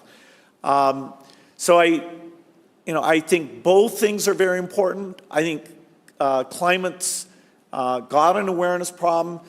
And one issue I think we have to be careful of is that as the poorest are being lifted up, as they're getting lights and refrigerators, we are going to use more energy. There's not a solution here where we use less energy. We have to make the energy we use not emit any greenhouse gases, particularly CO2. So development's going well. Climate, I hope people are right that we can get the same sort of understanding of the solutions there that we now have in the development space. Well, I'd like to turn now to the perspective from a country that sees the sharp end of all of this, and turn to the finance minister of Nigeria. How much are both of these challenges that your government are trying to deal with? Well, thank you, Michelle. Actually, we find the debate a bit artificial, in the sense that the way we experience these two phenomena, if you want to put it that way, on the ground, is completely as one thing. There's really no separation between the environmental impact and the development or poverty-related impact. I'll just give you a clear example. In 2012, we experienced unprecedented floods in Nigeria and Benin on the West African coast, in those two countries, that we hadn't had in 35 years. And 1 million households were affected in my country. And, it set us back tremendously in terms of the poverty agenda. Livelihoods of farmers were wiped out. Investments we made in health and health clinics and all that were wiped out. So there's no separation. And to us, if we do not get a grip now on solutions to deal with climate change and start greening the way we look at everything we do, I think this will cause a problem. We also need to move away. I think since we're experiencing this now, we really need to move to solutions. And I just want to say that in Africa, we are not waiting. We have come up with a solution of our own called the African Risk Capacity. We've turned to private sector to look at what they're doing. And we've set up a weather-based insurance mechanism. We're trying to capitalize it with $150 million. Countries will buy insurance. And when there's an event, instead of waiting several months for an appeal for humanitarian aid, this will kick in. The insurance payments will kick in within 3 weeks. I think we really need to focus on supporting these kinds of approaches that countries and continents are coming up with themselves to try to address both the problem of development and its linkage, the strong interrelationship with climate change. I don't think we're focusing enough on that, and we want action now. Yeah. Well, let's talk then about the solutions and get the business perspective, because Paul Polman from Unilever, a company with a huge global presence, the Secretary General's also called upon business to play its part. What would playing its part, or what does playing its part look like to you? Well, the Secretary General was very courageous. I've said it many times when he created the high-level panel to look at the post-2015 goals. He actually included some people, Betty Maya from Kenya and myself from the business community, which obviously wasn't an easy decision, and we had to earn our respect on the panel there. But what was very clear is what Ngozi says, these issues are very integrally linked. First of all, let's go back to what this is all about. Is first and foremost, as Bill mentioned, is poverty alleviation. But when we reached out as part of this year-and-a-half effort on the panel, it became also very clear, with feedback, by the way, from business community that is about 10% of the global economy, so an enormous response, that we have to do this in a sustainable and equitable way. And these are integrally linked, and we should stop talking it as a problem, but seeing it more and more as an opportunity, which obviously would get much more attention of the business community. So when we talk to the broader business community out there, I think you see more and more business dealing with costs of climate change coming into their business model. We're getting to a point that costs of some of the things that Elle was mentioning about the Philippines or other things exceed the cost of not having an investment, are higher than the cost of doing the investment. So it becomes an attractive opportunity in many of these areas, and that is what obviously is very attractive for the business community. You take the area of food security that Bill alluded to, the billion people more or less that go to bed hungry every day, not knowing that they wake up the next day, yet we are wasting 750 billion of food in the supply chain. 30 to 40% of the food is wasted. That's an immense business opportunity. Forget about the fact that it's climate change, because all that food needs to be produced, the water, the climate. So there's a climate change dimension to it. So business understands the cost and wants to take more and more action. Business also, unfortunately, in the current economic or political climate, looks a little bit more long-term than the average politician. And business is seeing what is happening with population growth, with running out of scarce resources, with the projections of climate change if that is not reversed. And business is actually more concerned than some of the political environment. And then the last thing I mentioned is the opportunities. So when we, what we now see happening is here at the Forum and other things, the World Business Council for Sustainable Development, the Global Consumer Goods Forum, we see enormous activities happening of multi-party partnerships, often not only with the business community, but also with governments or with civil society, to attack these issues and to turn them in an opportunity. The Secretary General and myself this morning just came from the new Vision for Agriculture, something that started here 4 years ago. It is now in 17 countries, 5 billion is being pledged. The Nutrition for Growth added another 19 billion to that. It deals directly with alleviating poverty, focused on smallholder farmers, but under the Zero Hunger Challenge in a sustainable way. Why not design it the right way? We've created the Tropical Forest Alliance as an industry. Consumers don't want to buy anything anymore that comes from illegal deforestation. We won't be able to sell our products. Assuming they know it's come from they illegal are deforestation. increasingly they may not knowing know. because they're connected and talking to each other. They know what happens in a factory in Bangladesh. They also know, or they certainly want to know, if it's beef or horse meat. They also want to know if it is sustainably sourced or non-sustainably sourced. It's happening as we talk. Just stopping the issue of illegal deforestation is 17% of global warming. Why not solve that in a way that is also takes care of smallholder farmers, takes the climate change away, 17%. So business likes these tangible projects. We have a unique opportunity now with the SDGs and the climate change negotiations coming together, the summit that the Secretary General has asked for in September, to rally the business community, to share these projects for scaling, and to say also to our political community, it's possible. It's not a trade-off. We can do both, and we can do both successfully.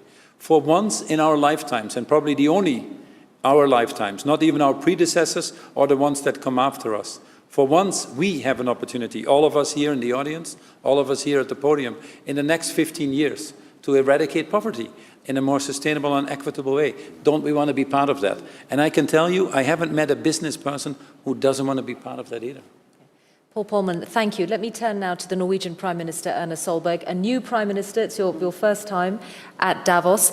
Your predecessors in the government made leadership on climate change really a cornerstone of what they're doing. Yours is a centre-right coalition government, and I wonder whether the same leadership will be provided by Norway as has done in the past.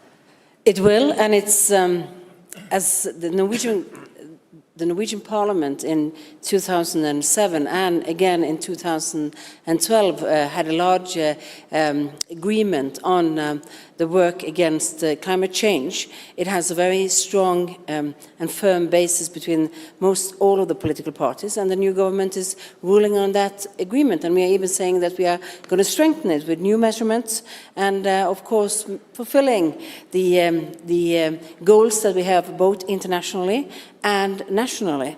But if I may say something about the interlinking between poverty eradication and climate change, I think we all can agree that these are interlinked. We will not reach the MDGs if we have large climate catastrophes in the years to come, because we know conflicts and catastrophes are turning backwards all the measures that we are reaching on the MDGs. On the other hand, we also know that growth has up until now been quite interlinked with more emissions. So what we really do have to do is to decouple the economic growth with the emissions of greenhouse gases. That means that we have to have an agenda that is both about greenhouse gas emissions and about development at the same time.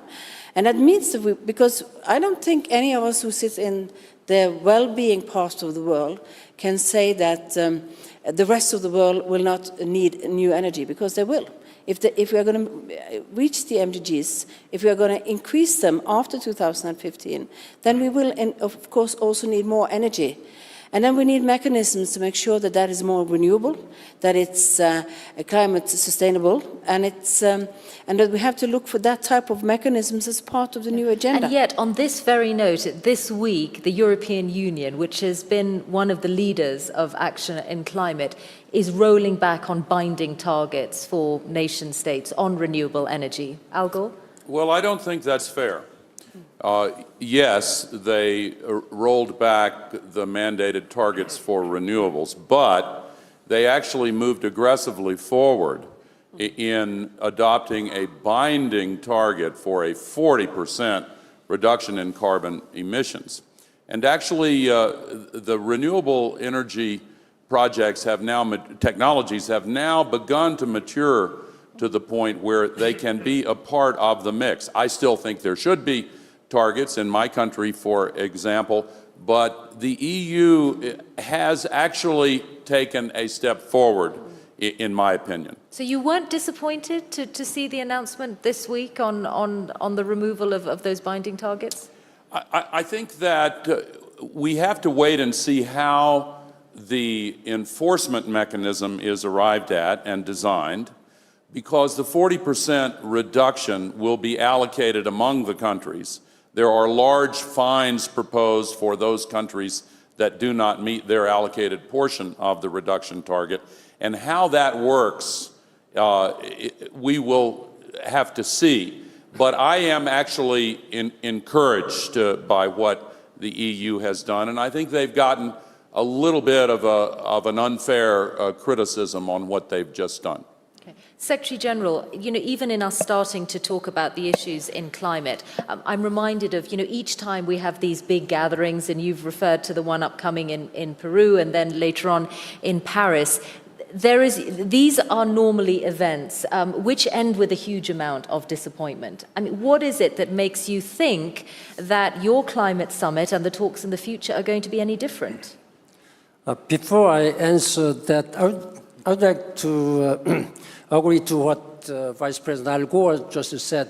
Yesterday, I said that this is a very positive one, that EU has started ball rolling. This is exactly what, as a Secretary General of the United Nations, before we convened summit meeting, that the leaders would come out with the bold measures and commitment, ambitious target. Whether there is some level of satisfaction or not, I think it is a very positive one. We have to support. As Al Gore just said, that they are going to meet in March for a summit meeting.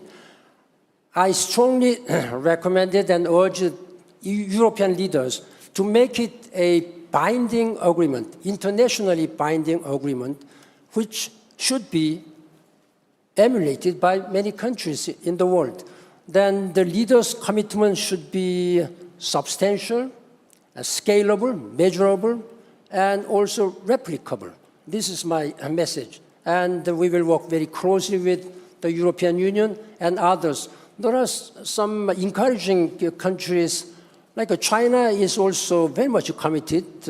Still, they have to cut greenhouse gas emissions a lot, but the leadership has a very strong, determined will. And even the United States, President Obama is very much determined to lead this one, even though he may have some congressional relationship difficulty with the Congress.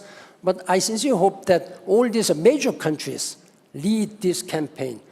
Now, about my summit meeting, there are some, saying that what kind of agreement or achievement will you have? This is not going to be a negotiation forum. Negotiation will have to be done at the United Nations Framework Convention on Climate Change, what is known as UNFCCC. But my message to the leaders is that this time you must be very, very serious. We don't have time to lose. So give direction to your negotiators.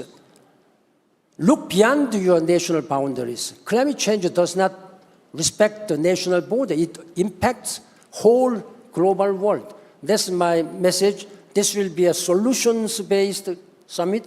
This will be action-oriented summit. This is my strong commitment. Then we will go to Peru. I expect that the negotiators will make a solid document, draft documents, so that from next year, we will be able to really negotiate. And then by the time it comes to Paris, 2015, this is a promise agreement among the member states of the United Nations. They agreed that let us agree an agreement on this climate change. That is their agreement, so they must keep this target by 2015. Thank you. Well, let's just talk about the Millennium Development Goals for a moment and about the set of goals that will eventually replace them. Bill Gates, I wonder what you would really want to see. I mean, you already said that you'd want to see extreme poverty and childhood death on the first page. But how ambitious should those next set of targets be? Or is it important that they are achievable in order that some kind of momentum remains? Well, the first MDGs did a fantastic job. They actually set targets for the world that were so ambitious that we didn't achieve all of them. The poverty goal, #1, we achieved. People point out that China's a big part of that, but the rest of the world also made progress. Childhood death, the goal was 2/3. We cut it by half. Going forward, our analysis, looking at getting vaccine distribution better, new vaccines that will come along, we think we can do another 2/3 reduction goal. And for maternal mortality, we ought to be able to cut that at least in half. So the experts have been talking about ambitious goals. And so if the original 8 goals emerge as still big priorities, the updating of those, I think, will be very straightforward. Prime Minister? I think one of the really good, the reasons why we get these good results is that they were measurable, they were concrete, and I think it's very important that the post-2015 is the same, that it doesn't come into political words. It's measurable, it's target that you can meet, but they have to be ambitious at the same time. And personally, I believe also that there is a gender part of this, because one of the areas that we have not reached the Millennium Goals on are some of the gender goals that we had. That's why I think one of the priorities that we should work on still is girls and education, because education is part of what really makes gender equality easier. And we know it's a large investment in health when you invest in girls' education. But I think the most important thing is that we don't end up with political goals that are good to make speeches on, but not very easy to measure if the politicians and the national leaders who made the decisions, in fact, can follow through. Yeah. Minister. Thank you. I just wanted to come in here and say that one of the reasons why we sometimes encounter these difficulties in the summits that you talked about, and we don't move forward as fast, is because we haven't yet come to grips or agreed on how meeting these goals are going to be financed. I think that issues always founder, particularly for developing countries, whether it's on the eradication of poverty agenda or the environmental, integrating the environmental aspects. The issue of financing is a very important one, and it often breaks down when we can't come to agreement on that. So I think we really need to think as we move towards the post-2015, and I want to thank the Secretary General for the panel that we were privileged to work on with Paul and others, and what we achieved. The financing and the enabling is key. If we can't come to grips with that, both for the environmental side, the development side, or the SDGs seen together, we will founder. I think we need to think very creatively. Work has shown, both by the World Bank, the International Energy Agency, and others, that fossil fuel subsidies, I think the latest figure is about $544 billion now. That if we phase this out, we could release resources that would go towards financing some of these goals that we are talking about. We need to think creatively of the countries themselves, how they can better mobilize their own domestic resources. And I think in many of the African countries, we have finance ministers, we are actively ourselves meeting and thinking of how can we do better in terms of our own domestic resource mobilization, improving our tax system, financing ourselves. So not just about international donors and calling No, for it's not all about donors now. Most of us, we are now on a different path. Yeah. That's the path of looking at investment. That's the path of the private sector and what we can do with private sector solutions. That's the path of looking at ourselves and what we can do. And there's very little investment, really, in trying to support these systems of domestic resource mobilizations, better tax administration, but also getting the world to phase out of fossil fuel. We tried it in Nigeria. It was a very costly political move, and my president was very brave to stick with it, and we phased out 50% of the oil subsidies we have. Yeah. I think we should all be brave to I'd like to come to Paul something. Polman in a second, but Dr. Kim, I mean, that's a call to action for you, if not to be doing the financing, but to identify those mechanisms to help the countries unleash some of those resources that the ministers were talking about. The fossil fuel subsidies is a great example, and it's so politically difficult. And so one of the things that we're working on is to be able to provide social protection for the poorest so that the removal of fossil fuels has a relatively lower impact. And sometimes that has made it easier to remove those subsidies. But we've really talked about it in the area of climate change, 5 very concrete things that we can do right now. We don't want to get into the situation that we got into in Copenhagen, where everyone was waiting for the political agreement, thinking that that's when they were going to take action. So we've been focusing on things that we think are very practical that we can do right now. The phasing out of fossil fuel subsidies is so difficult politically, but we're making support for the poorest available to any country that wants to start down that process. But it could never amount to the same amount as the subsidy, can it? I mean, the help that you offer. Yeah, we think that there are good examples of providing enough social support for the poorest so that they are not impacted by the removal of fuel subsidies. And the point is, you've got to find a way to do that in order to make it politically feasible. And there are some good examples of when that's happened. Again, it's so difficult because most people are thinking in terms of short-term political cycles. But the other things, like Bill mentioned about agriculture, protecting smallholder farmers, there are things that we can do right now in agriculture, in urbanization, and in making financing available for renewable energy. We can do that right now. And my own view is that if we get aggressive in setting some targets, setting some goals, that can actually help the political process be more effective. So I just want to repeat, we need to set some goals for what we're going to be pledging in September, something that we can all bring to the table in September, and hope that our concrete action will spur along the political process. Paul Polman, you were talking about business investing to guard against climate change, but how do How do you, the advantage of a national framework is that you can look at it in a broad perspective and join up what you do in different areas. If different businesses act individually, then how do you get the same effect? Well, you need a skill for impact to get the effect, and that's obviously where the Millennium Development Goals come in, because they provide a wonderful framework also for business, like it does for government, to forge these partnerships. So let me build on what Bill was saying. There's an enormous progress. We still have 500 days. I always remind people, my watch isn't giving the time, it's actually counting the days that we still have to finish the other Millennium Development Goals that we're still working on, so let's do that. The business community has been extremely helpful to say we want clear targets. We want these targets to be time-bound. We want to be held accountable like we hold other people accountable. This whole transparency is a very important part of the goals that are coming up. We also put a special section in on partnership. There are two different forms of partnership. One of them is a global partnership for the overall development, which is a partnership based on morality, the role that we have to speak for the people that can speak for themselves, which is the ones that go to bed hungry. And the second partnership is concrete partnership on projects where we all need to work together. I think we've all come to the conclusion, including business, that these issues we're trying to solve here are incredibly complex and incredibly difficult to solve alone, for governments, for business, etc. This is a unique opportunity that we have to work in this partnership. And for business, it has given an enormous education, but also an enormous opportunity. We've learned that it's not just about food security, but it's also about nutrition. And if it's also about nutrition, it's also about wash and hygiene.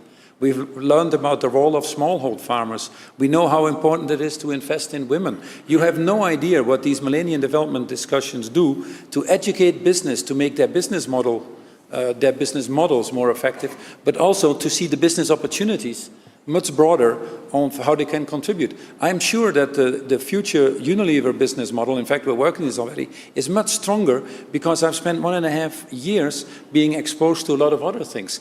Bigger partnerships are emerging, multi-party, not only business, again, with governments, with NGOs, we probably would have never talked with. If we sit in the room together, you all of a sudden get a breakthrough. There are two final comments. One of them is what the Secretary General was saying before. Felipe Calderón is working now, the former President of Mexico, on the climate economy. We need to break this paradigm that we can't have one and the other.